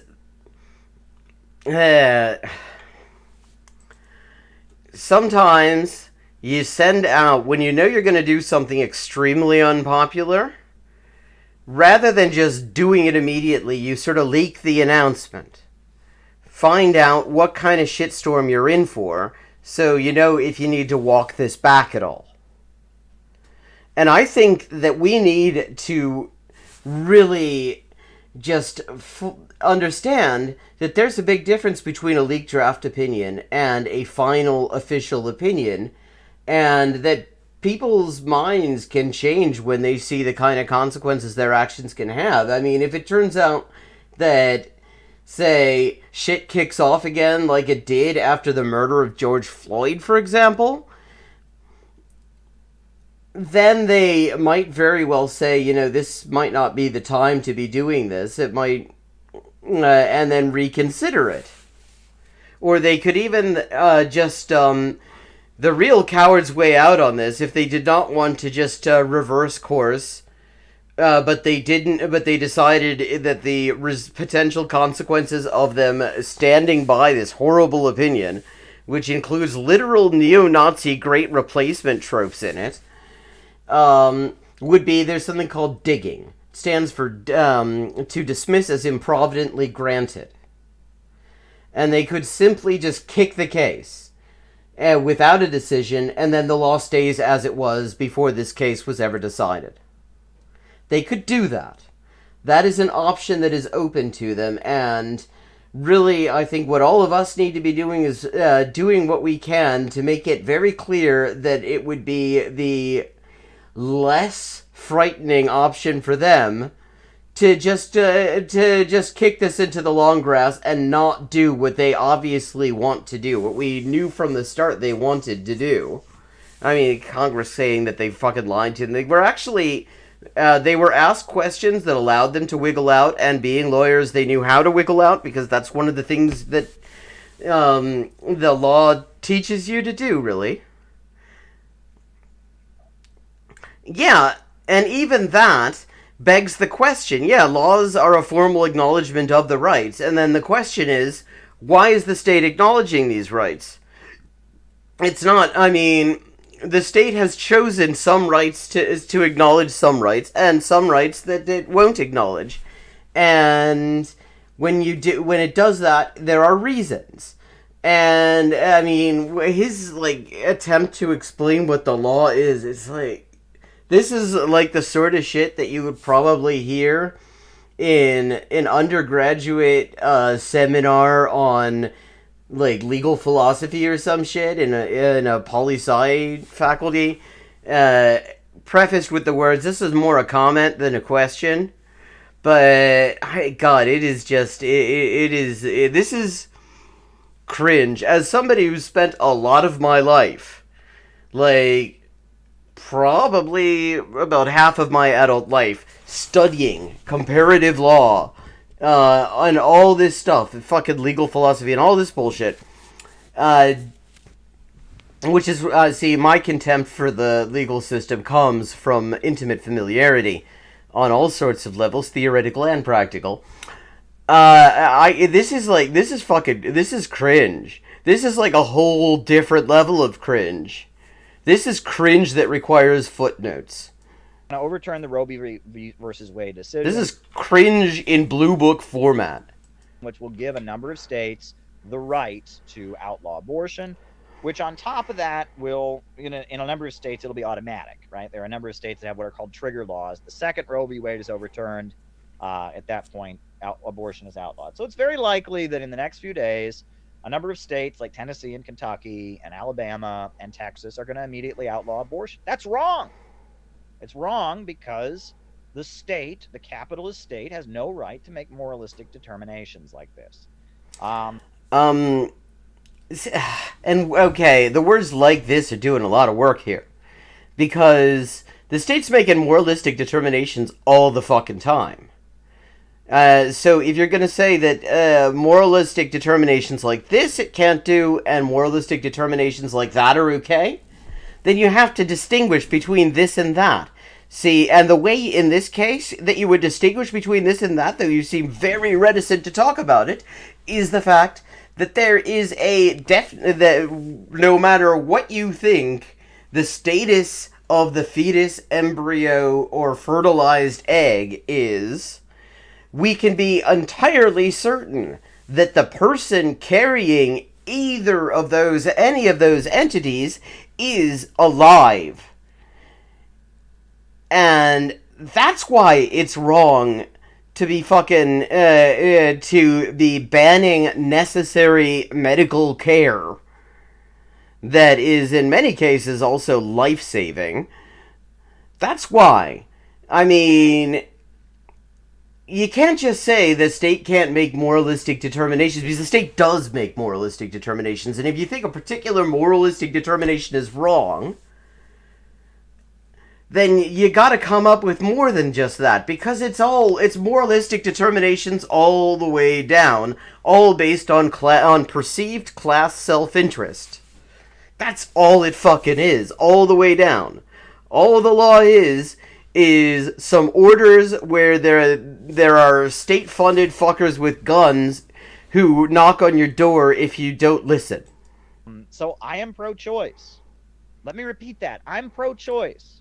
Let me repeat that. I am pro-choice. I don't know how many times... Stop repeating that. We heard you, okay? I have to say this, but... You didn't have to say it once. In fact, I mean, you could have just... This could have been a really, really short video for you, and you could have just said, I am pro-choice, and then fucked off. And there would be absolutely nothing to object to in any of it. You know, my position is that abortion should remain legal, that the capitalist state in the United States has no right to legislate morality. Right? Now, here's the thing. I mean, he keeps on saying the capitalist state has no right to legislate morality. Does that mean that, say, if a state that he recognizes as communist, even if it doesn't actually, well, meet the fucking definition of it, does the exact same thing, he'd be cool with it? I mean, my money's on yes, actually. Right? Has no right to determine what right and wrong is for individuals and to legislate on that basis, right? That, you know, what they call the privacy right. Privacy means your business, right? The government doesn't have the right to come into your house and tell you how to paint your walls. If you want to paint your walls blue or not the same thing. Not the same thing, Caleb. Well, you have the right to do it. Your right to privacy. Right, that there are, you know, your personal being, your body, your personal property, for the most part, as long as you don't violate the rights of somebody else, the government has no right to get involved. And so, because we cannot really determine whether or not that fetus is indeed a life the state is obligated to protect. At that point, we can't stop a woman from terminating a pregnancy. We can't, because that would be violating her right to privacy. We would be getting inside. Oh, wow, we finally got to the part where a fetus is actually inside a person. Finally, 7 minutes and 50 seconds in, finally Caleb gets there. The government would be getting inside of her uterus at that point. You know, I mean, you know, we don't have the right to do it. You know, so that's my position. I am pro-choice because based on how I rationally understand things, you know, and I can keep repeating myself all night, but I'm telling you all. Yeah, he really can keep repeating himself all night. I have a feeling he's going to keep repeating himself all night. See, there are people who edit things. Caleb Maupin is not a person who edits things. I mean, you could have cut this thing down. This first 8 minutes, you could have had it done in a minute and a half, and you wouldn't have lost anything. And I'm not even talking about editing for quality of content here. I'm just talking about editing for your fucking useless repetitions. I'm pro-choice. That said, I will say that, I mean, I am just cringing about the upcoming abortion debate. Abortion is less common under social.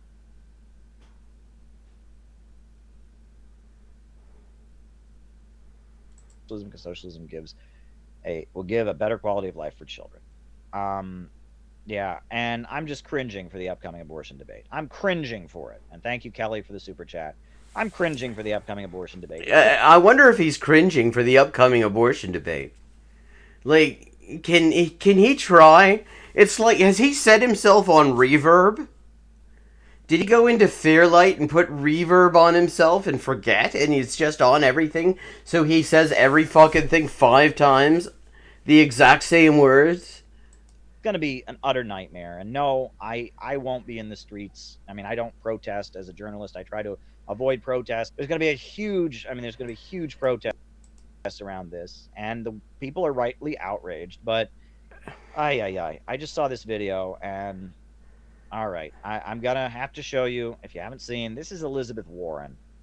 This is Elizabeth Warren recently, and this is so frustrating. Frustrating. Okay, that's an interesting word. I mean, see, I'm not actually a fan of Elizabeth Warren, to be clear. But, like, frustrating is such an interesting word for him to be using. How are you feeling? I am angry. Angry and upset? Angry and upset and determined. The United States Congress can keep Roe versus Wade the law of the land. They just need to do it. I've never seen... Okay, and she's not wrong. It would require some actual arm twisting by the whips, probably. Although the thing is, Manchin and Sinema, I mean, they are just the rotating villain. I mean, first it was going to be the parliamentarian, and that fell apart when it turned out, when people, like, looked into what the fuck the parliamentarian is. And it turned out that, yeah, actually Kamala Harris could overrule the parliamentarian. And then it became Manchin and Sinema. And they already, I mean, they are such hate figures that if the Democrats just said, you can vote with us on this shit, or we will back a primary challenger against you to the hill, that would be a potent threat for them.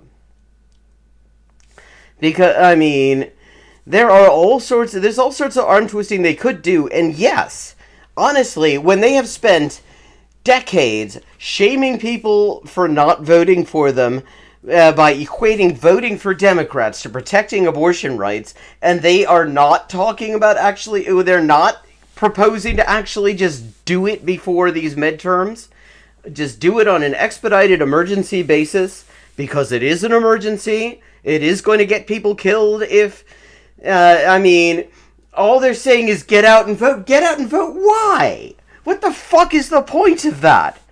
I mean, get out and vote so that they can then say, yeah, when abortion rights are under threat, which they actually fucking are. They have been for a while now. I saw this coming like fucking 10 years ago. It wasn't hard. Gonzalez versus Carhart already made it clear that even the people that liberals stand on the court are, at the very least, very reluctant defenders of abortion rights, some of them, like fucking Anthony Kennedy. That prick wrote a whole opinion about how he doesn't like a life-saving abortion procedure because he thinks it's gross. And it's like, I mean, and also he doesn't think women are capable of making decisions. He also said that. I mean, so, yeah. And all the liberals eulogized him, and, you know, it's like, fucking hell. Malding? Okay, what's the Malding reference? I don't quite get that. Seen you so angry, you seem to be... This is what Never seen her so angry. Remember when the yeah, I mean, and see, again, not a fan of Elizabeth Warren. I actually think she sucks shit for the most part. But I can totally, it's like, yeah, how the hell is anyone supposed to feel?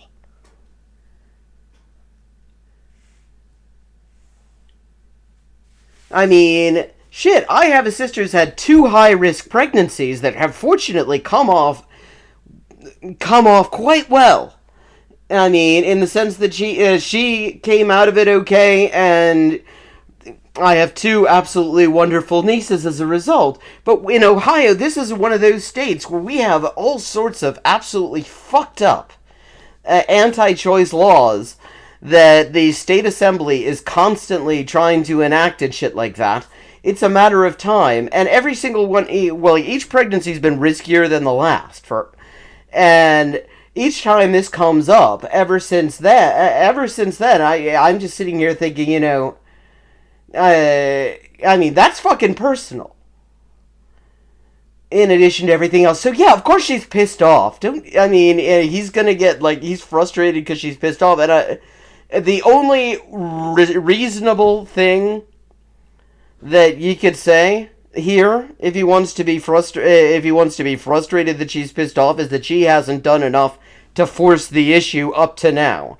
And that would be valid, because they've had plenty of opportunities to take this issue out of the hand, make it so the Supreme Court could not just unilaterally get rid of it so easily. In fact, they would have to reconsider the decision that in this draft opinion if the Congress were to codify Roe, because then there is an independent statutory grounds that takes it isn't enough to just kind of reconsider Roe and Casey at that point. So that's like the one thing.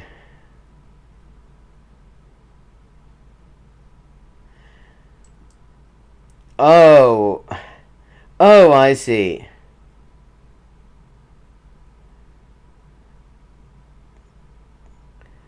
Okay, Crozachamp, hello and welcome. And here's the thing. At what point do you consider a pregnant person a human? Because we get so much into the debate about at what point a fetus is a human.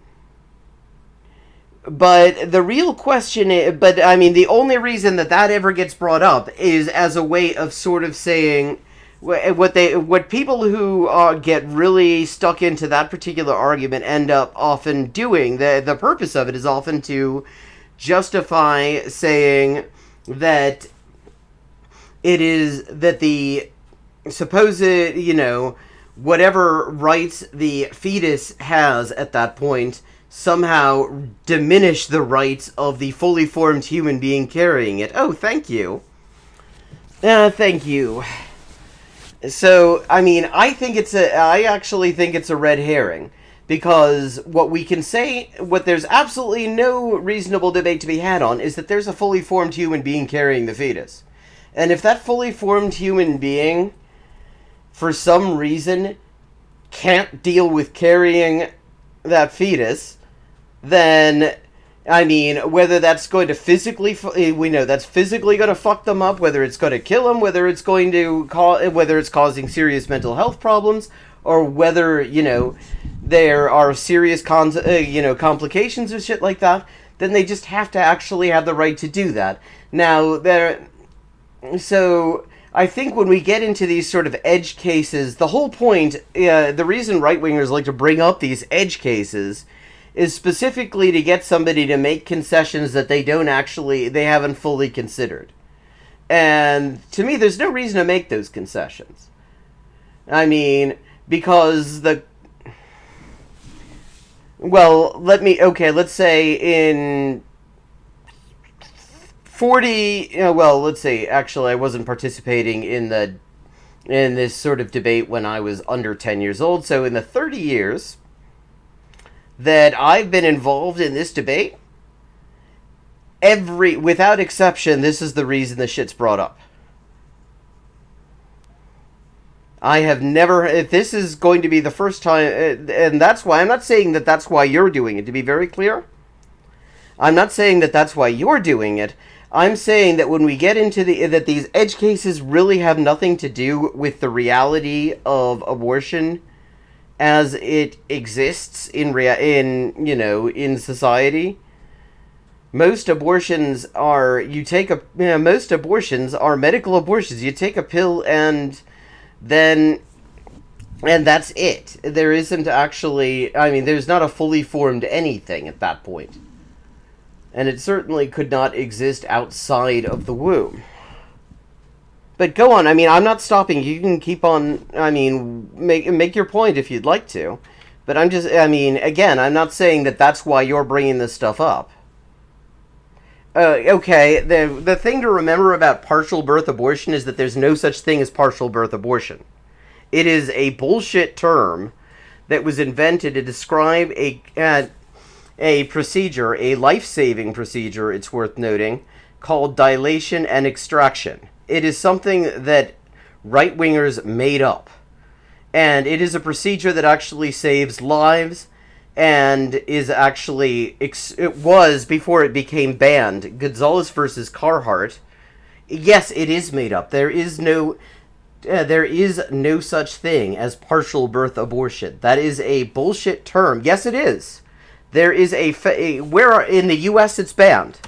In the U.S., they passed what they call the Partial Birth Abortion Ban Act back under the Bush administration. That ended up in the Supreme Court in a case called Gonzalez versus Carhart, and the Supreme Court upheld that law, even though that law did not have even any exception to deal with the health of to protect the health of the pregnant person. So it is banned. Look it up. Look up Gonzalez versus Carhart. That's Gonzalez ending in a Z. Yes, and there are people in federal prison for weed.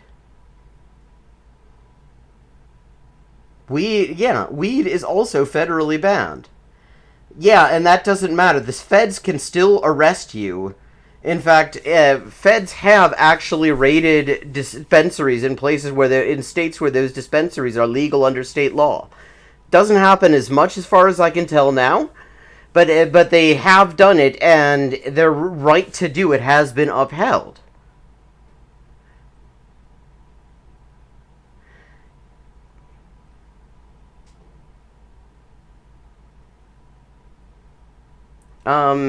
Watch my language. Look, I'm not admitting anything. What you're saying makes absolutely no sense. You need, if you're under the impression that dilation and extraction is not banned, then you just look up Partial Abortion Ban Act or Gonzalez versus Carhart. It is criminalized under federal law. You cannot get this procedure in the U.S. I have evidence. I've given you where you can find it. Seriously, this is... Okay, we're gonna just... Moving on, if you actually... Okay, I think I was just gonna move on, but you seem to be insisting on being an asshole and derailing this discussion. So I am thinking of kicking you, actually, at this point. I will leave it up to chat. It was interesting until you started denying reality. Because the ban on intact dilation and extraction is actually a thing that exists. It has been upheld by the Supreme Court.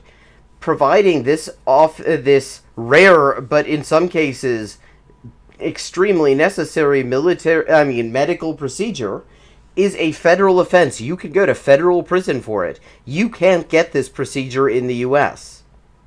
If you get it, then you are committing a federal offense. It is banned.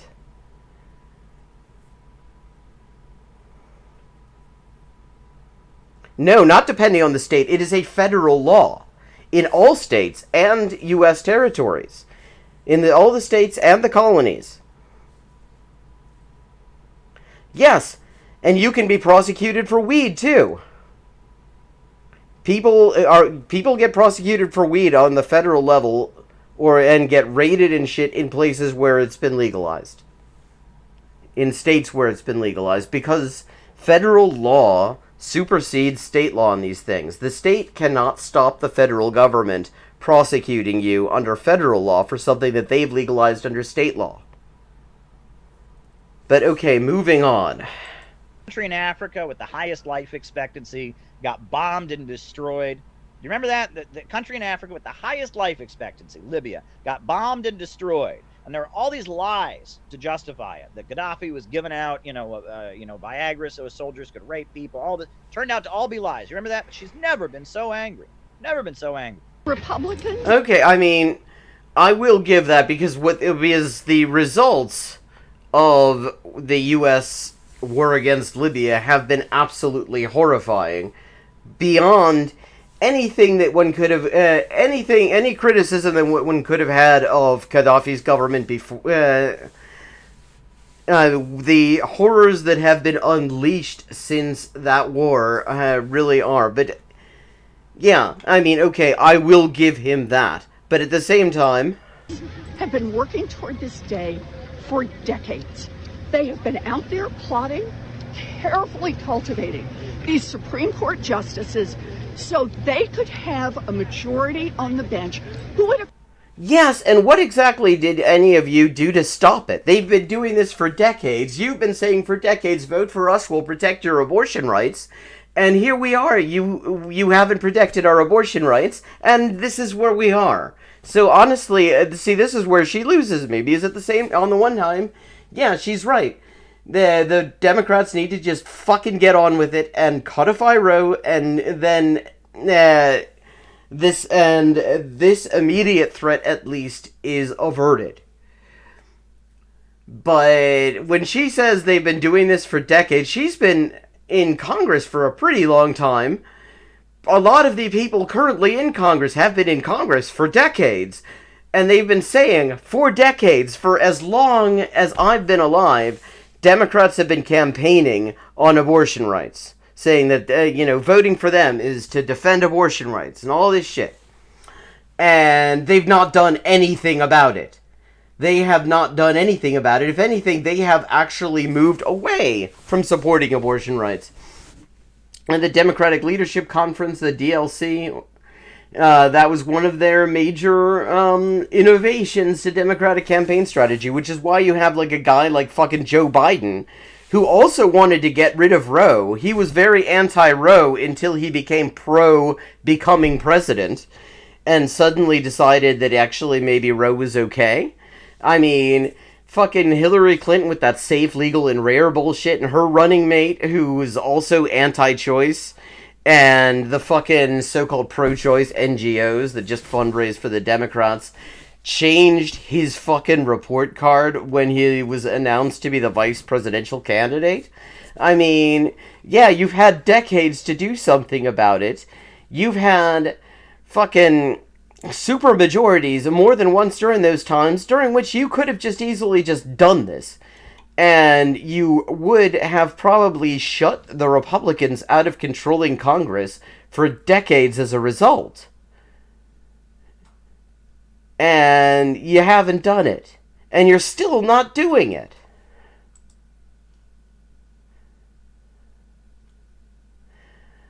Well, thanks for the birthday wishes. But really, do look this stuff up. Accomplish something that the majority of Americans do not want. She's right. The majority of Americans want abortion to be legal. However, to be fair, Now, again, someone's going to hear this and say I'm anti-choice. I'm not. I'm just telling you, the Roe versus Wade decision would give states the right to outlaw abortion. And I think in states like Alabama. Actually, the Roe versus Wade, okay, maybe he misspoke. But okay, yes, the Roe versus Wade decision does recognize the right of certain limited situations in which states can restrict abortion. That's true. And there is about half a century of case law on when that's okay.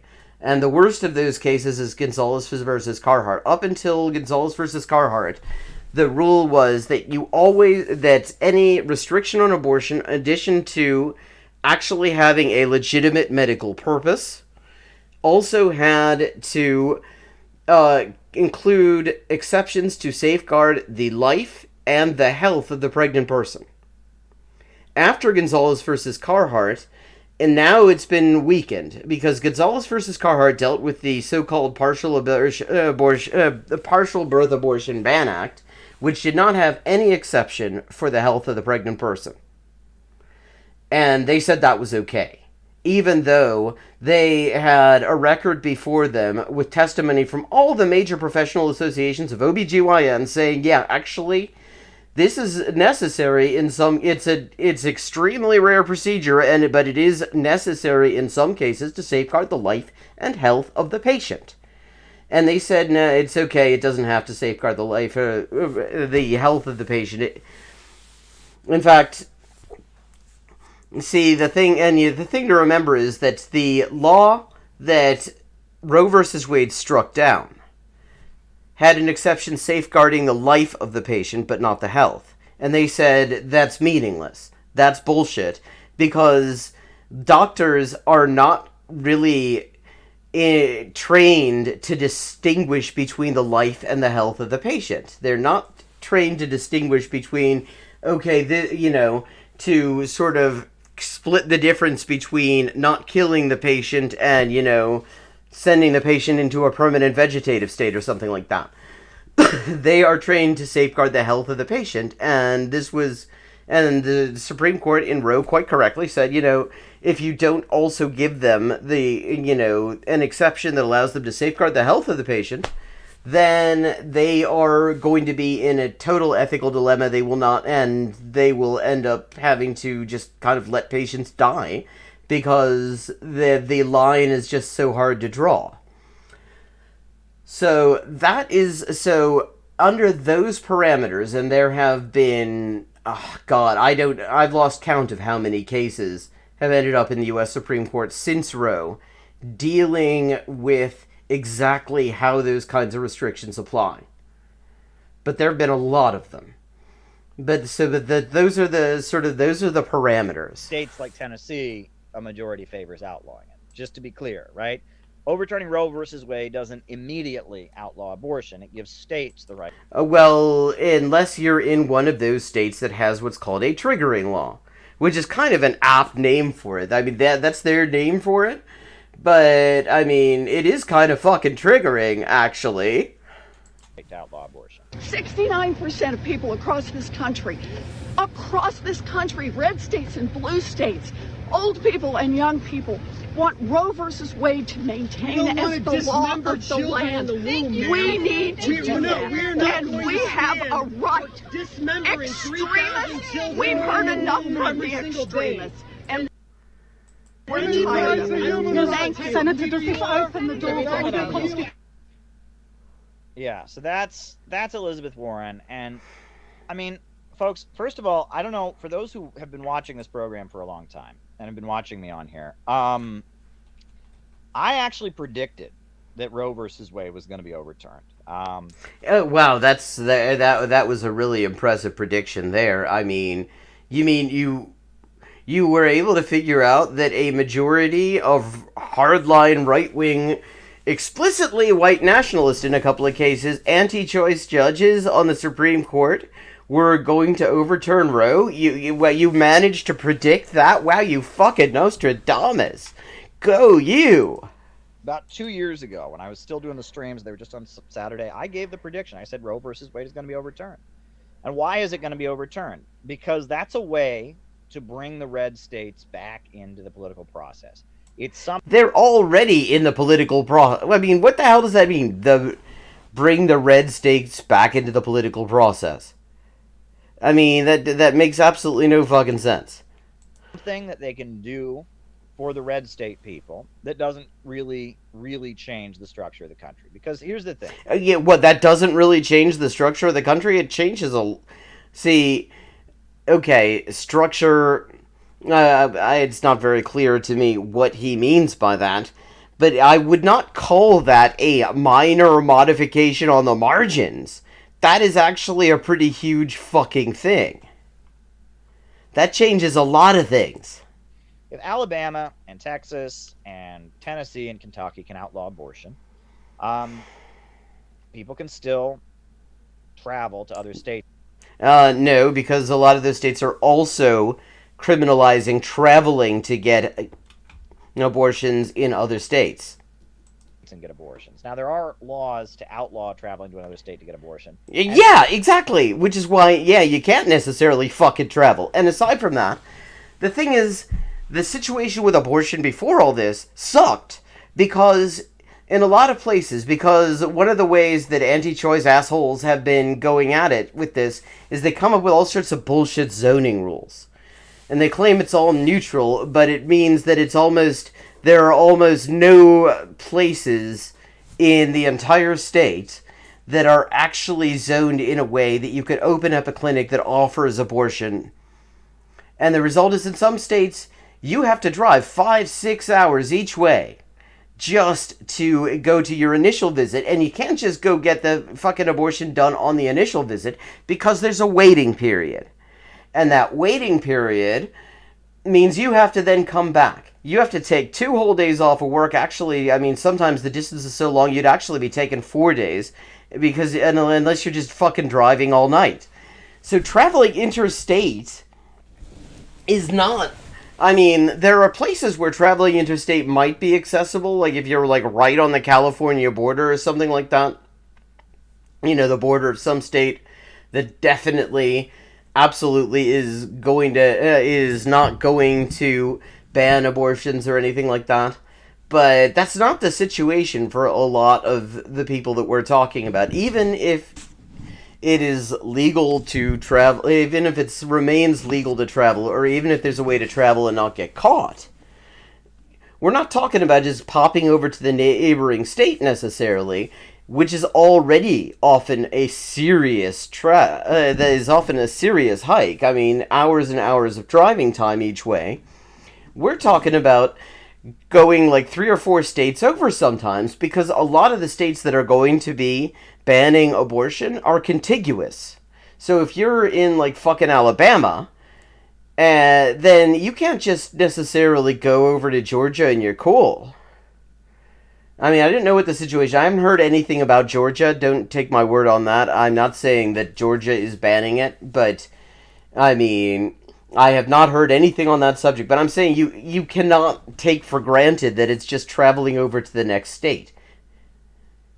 I mean, so this is just nonsense. And it's ridiculous that anyone should have to do that. This should be simply available in every fucking town in the country. It should be something you can just pop in to a regular-ass health center and just get it done when you need it. And one of the areas in which Democrats who outright refuse to really stand for abortion rights at all is fighting for, you know, this sort of local availability people would need. That won't stand up, right? I mean, that will not stand up, right? Because, I mean, there's good established law. You can't do that, right? You know, you can't, like, you know, someone goes to Tennessee and murders somebody and then comes back and they get charged in Tennessee. That doesn't work that way, right? And no state is going to, you know, that's not going to stand, right? Well, there's a difference between...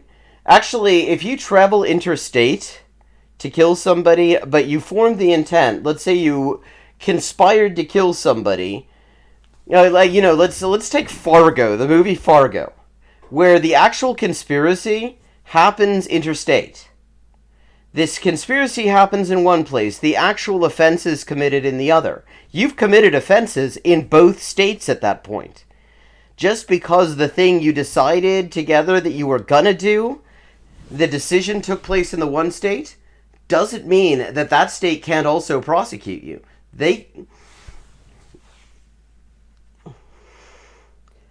There are all sorts of doctrines legally that would allow somebody, under just normal criminal law principles, allow a state to prosecute somebody who travels interstate to essentially evade the laws of that state.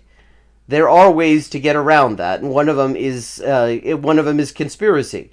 Like, what they could say, for example, is you had to make a phone call or go online to book an appointment with the clinic that you go to out of state, right? Well, that's conspiracy.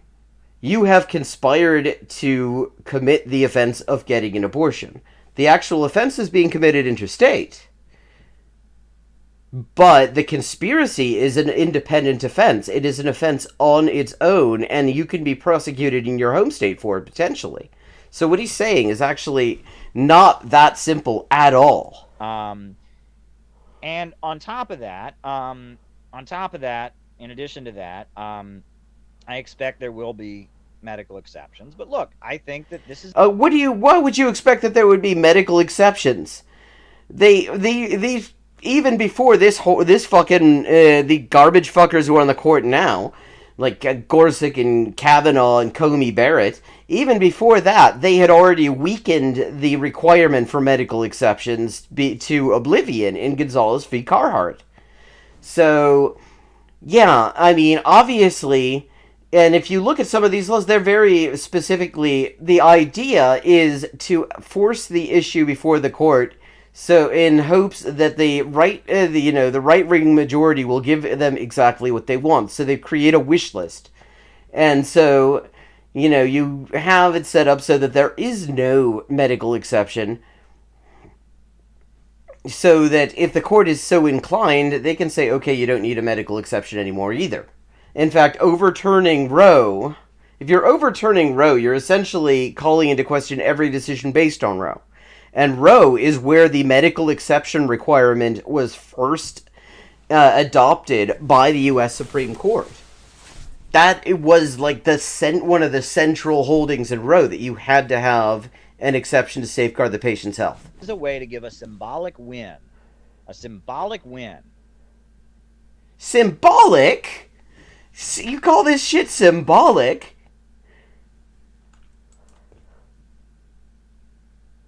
What? I don't even know what that means. It's a way to give a symbolic win to the red states, right? And it'll make it a lot harder for women in red states to get abortions.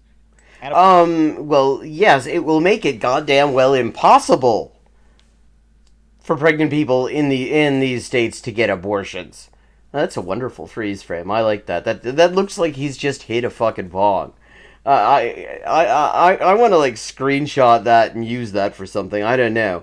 Feel free. I mean, meme that if you want. That'll be good. It looks like he's hitting a blunt. But yeah, it was already damn near impossible in a lot of these states. Like, I think it's Mississippi, where there was one clinic that offered abortion in the entire fucking state. And it was way out of the way, and a lot of people would have had to drive 4 or 5 hours just to get there each way. I mean, this is difficult is the current situation, where you at least aren't risking prosecution. At the risk of prosecution, add that these states are going to be coming up with ways, they are motivated to come up with ways to prosecute interstate abortions if they can manage it. Through conspiracy, through some other theory like that. And what we're talking about is fucking impossible. This isn't symbolic. This is literally gonna fucking kill people. Jesus. Abortion will still be legal in blue states, and there will probably, Planned Parenthood will start busing people. I'm sure there'll be buses and funds if you're gonna go get an abortion. Yeah, except when one of the things about traveling interstate, in the places where they've banned traveling interstate, to get abortions is if you get on the Planned Parenthood bus, to the interstate Planned Parenthood bus, to go to another state where you can get an abortion, that is the cops are going to go after you because it's going to be obvious that that's the fucking purpose of your trip. And you have not left the state, and you are clearly traveling for the purpose of getting a fucking abortion. We'll bust you to this state. There'll be abortion carpooling services. You can be sure of that. And it will never be illegal in New York, and it will never be illegal in California.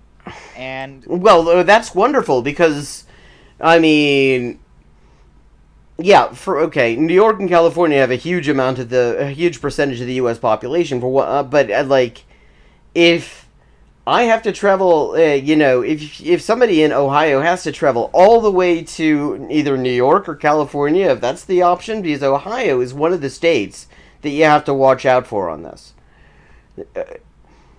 Then what we're talking, that's not a fucking easy commute. I've taken the bus from here to Buffalo. You get on the bus and it's dawn and you get off and it's fucking dusk already. And these red states will feel like they accomplished something. They'll feel like they got something done. And it'll bring them back into the process. I mean, I feel like, again, it's a way to make the red states and the Trump kind of people feel like they have a voice in the political process, right? On top of that, this is what the Democrats can run on. They've wrecked the economy. They've completely wrecked the economy in the United States. See, and here's the thing. Yeah, it's clear that their only response to this so far has been to campaign on it. That's true. That has been their entire response. But I don't see this working for them in the long term. Because what they've been doing is playing chicken with abortion rights. They sort of string people along. Yeah, we're going to do it, but it's not actually a real threat because the Supreme Court didn't have a composition that really put Roe at serious risk. We're going to fight for it, but there's not really any need, so it doesn't really come up. Now, on the other hand, there is like an imminent loss of abortion rights here. A situation where millions of people are going to lose access to. It's going to be criminalized for millions of people. And they are not doing anything about it. Yeah, Elizabeth Warren said, yeah, they need to codify Roe. Yeah, well, which they goddamn well do. But they're not doing it. They're not even trying. So I don't think that this is going to help them at all. They're not going to be able to run on this anymore. They may try, but I don't think it's going to work. Because I don't see even the liberals who... See, the reason that liberals who, are sort of Democrat diehards have been able to say that, at least they're there for, abortion rights, has been that there has not been this level of threat. There has not been any kind of urgency on this level. Honestly, there has been urgency on another level. Because there have been serious Gonzalez versus Carhart was a frontal assault on abortion rights. And it is really under-acknowledged. But, shit. You have situations where zoning bullshit makes it almost impossible to get an abortion in an entire state, even though it's technically legal. And the Democrats haven't done anything at federal level, even when they've had the kind of majorities that would actually make that entirely possible and controlled the White House, under Obama, or right now, for example. Yeah, but at the same time, this is a whole different level of risk and a whole different level of perceived risk. And I don't see the Democrats getting off that easy. I think what's going to happen is that their turnout is just going to drop. It isn't going to increase the vote of the Republicans, but it will increase their percentage because a lot of people are going to just fucking stay home because the reason that they go out there and vote for Democrats is abortion rights. And Democrats are basically saying, yeah, count us out. We're not going to do anything about it. Good luck with that. They started, a new, intensification proxy war with Russia. The gas prices are through the roof. Wages are not rising, while the price of gasoline is through the roof, while the price of food is through the roof. What else can the Democrats have? But this is what the Democrats have got. Roe v. Wade is overturned, and so we need a federal abortion ban immediately. This is what the Democrats have, right? This is what the Democrats, they're very good at this. Yeah, except the thing is that the way that the Democrats have that is they've got that majority now, and they could do it right now before the midterms, and then they would probably have Congress stitched up for a generation. That's happened before. If they followed through on one thing that is important to a large number of the people whose votes they absolutely need, and this is pretty fucking important, particularly to the people whose votes they absolutely need in order to get anywhere, I would actually see them winning midterms for a change, which is not something that usually happens when they control the White House. But they're not doing it. They don't give a shit. At this point, it's almost reflexive the way that they fucking string people along with this stuff.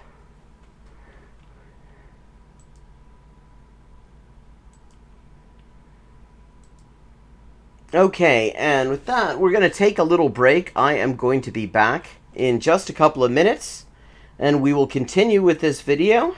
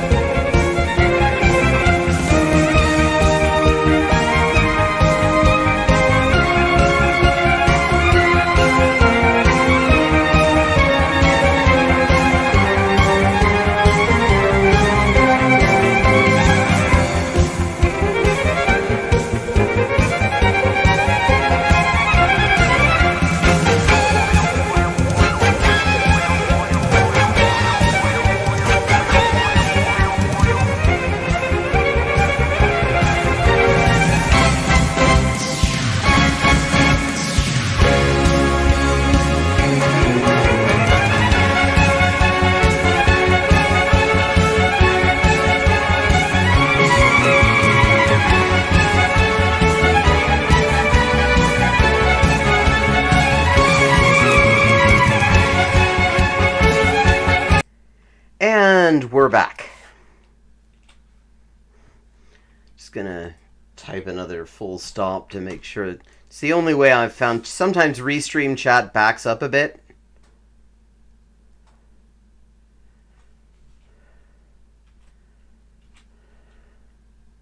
Wait, is Twitch not working? Okay, now Twitch is working too. The first one didn't go through. Okay, and we're just gonna resume with Caleb Muppets. This is the oldest trick in the world. The oldest trick in the world. I think it's just a way to scare women into voting for the Democrat. I couldn't agree more, Elizabeth. Oh, this is just... Wait, okay, so the idea is that the right-wing majority, with the Trump appointees and the Bush appointees... Are there any Reagan appointees left? I don't know. The reason that they are overturning Roe is to scare... to scare people into voting for Democrats? Yeah. Not really feeling that one, Elizabeth. You Cute cat, though. Great minds think alike, as they say. Since fear is the only way to get our votes. The Democrats have been doing this for years, right? In the 1980s. Well, actually, let me go back to... I think we can show it on here. I think I can actually show you the ad I'm talking about because it's so infamous. I'm going to show you. This was an actual ad.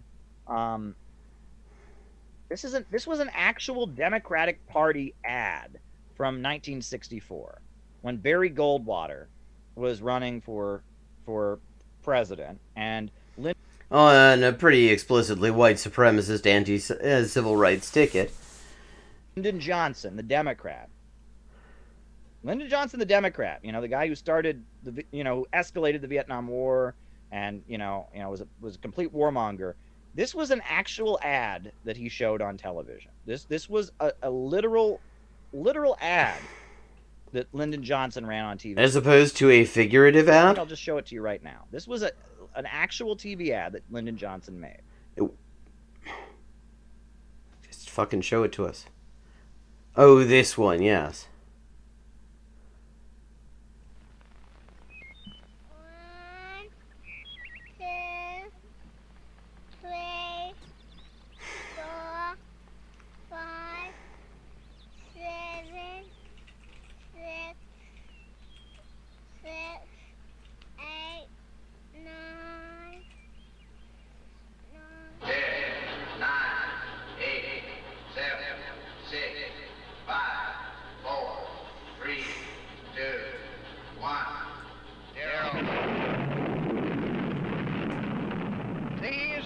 Stakes to make a world in which all of God's children can live or to go into the dark. We must either love each other or we must die. Vote for President Johnson on November 3rd. So vote for Lyndon Johnson or else the entire world will explode with nuclear weapons. Yeah, I mean, and the only thing... See, it's like, yeah, the people on the other side are an absolute fucking bin fire of humanity, an absolute just human septic tank. But I mean, what's really the bit that's bullshit about that ad isn't so much that but the idea that Lyndon Johnson stood for loving one another. I mean, that's what's bullshit about that. And it's really not quite the same thing. First of all, that's not a good example of it because yeah.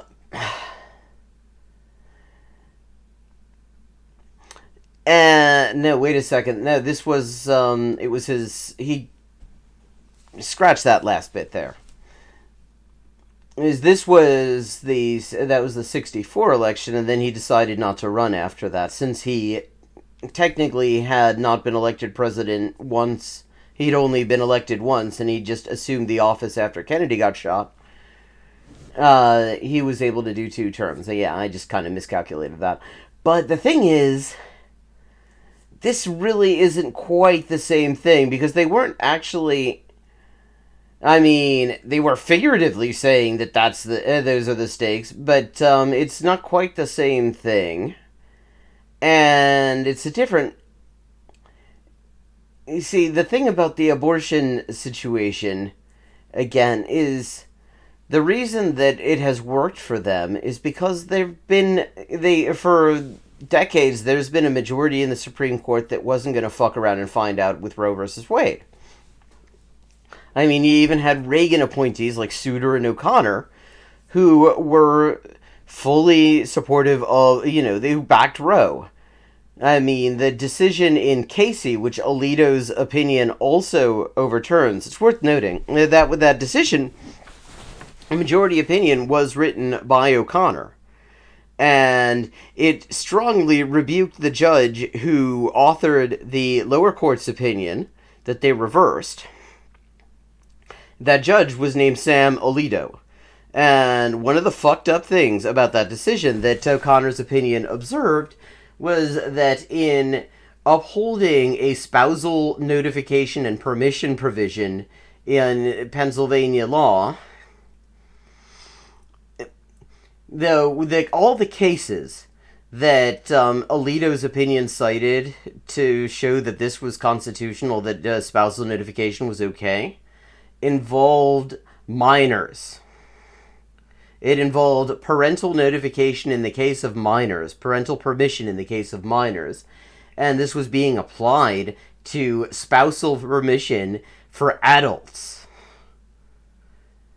I mean, it is not actually all that hard to see what we're talking about here. What kind of mentality is at work in Alito? I mean, he's absolutely just profoundly reactionary motherfucker. He's not doing this because he's hoping to win votes for the Democrats. I mean, maybe this Elizabeth person in Muppet's chat was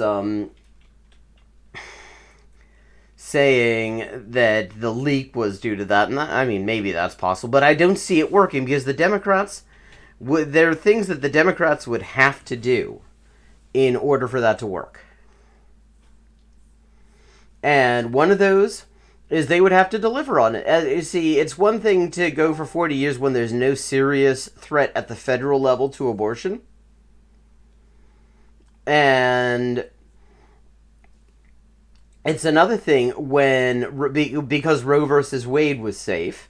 It's another thing when Roe versus Wade is manifestly unsafe to pull the same shit where they're still not going to do anything about it. That's not going to play well for them. That is them going back on something that they have used for decades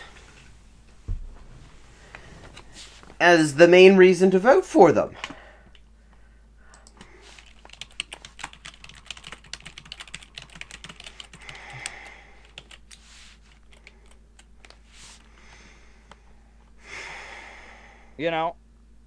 I guess you got to vote for him, because if not, the world's going to blow up. And, it worked. Americans voted for Lyndon Johnson. He won the 1964 election. And what happened? Well, see, okay, maybe they did that just on the strength of that advert alone, but I don't really actually believe that's the case. I think it's probably, Goldwater was fucking horrible. Even without that ad, Goldwater was an ad against himself.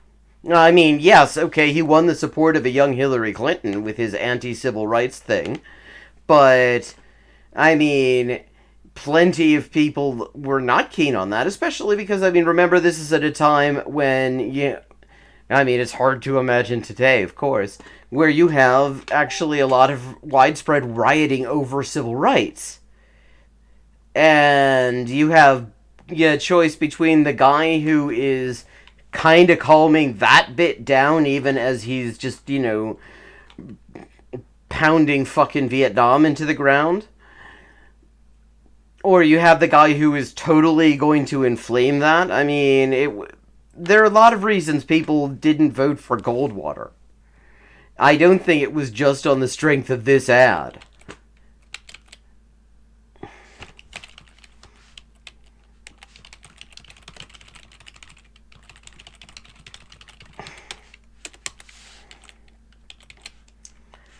Lyndon Johnson, who said, vote for me or else we're going to have big wars and stuff. Well, the world didn't blow up, but he did escalate the Vietnam War. He did send thousands and thousands of young American men to Vietnam to get shot and try to kill Vietnamese people and slaughter them to try and keep Vietnam from declaring its independence. But if you were a socialist or a leftist and you got up and said, "Oh my God, Lyndon Johnson, let's break with the Democrats. Let's run a socialist for office," they'd say, "What? Are you going to let the world explode? Look, if you don't vote, that little girl who's got the daisies is going to get blown up."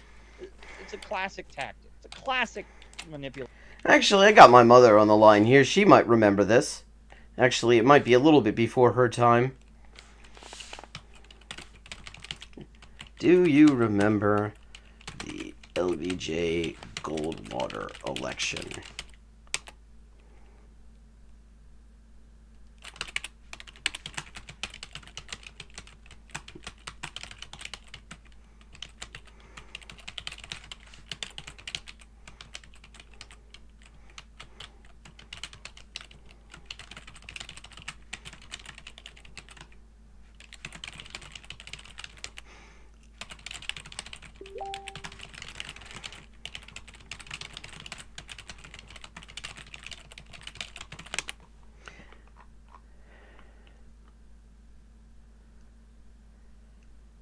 Oh, that's good to know. Aw, pink envelope. And I got there was a parcel in the mail today from Unique Vintage, as well. Yeah, I kind of figured it might be just before your time. Oh, shit, I'm saying this. She's not watching the stream. Before your time, but I thought I'd ask on the off chance.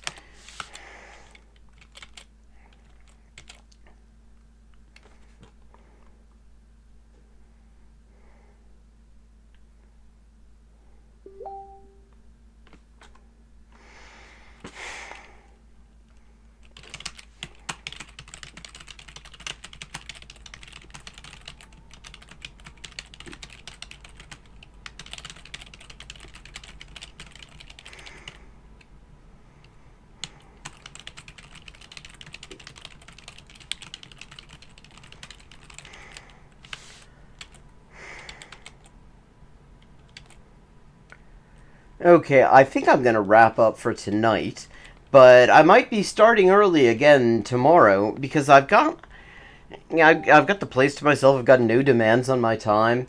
Well, there is going to be a bit where I open presents via Skype with my mom and stuff like that. But I'll probably be streaming earlier in the evening again, maybe earlier than this time even. So, yeah. Thank you everybody for joining me, and have a good night. And this is going to be, I got the place to myself for a fortnight, so we're gonna try to do some deeper diving. I'm enjoying that quite a bit. And with that, I wish you good night, and hope to see you possibly tomorrow.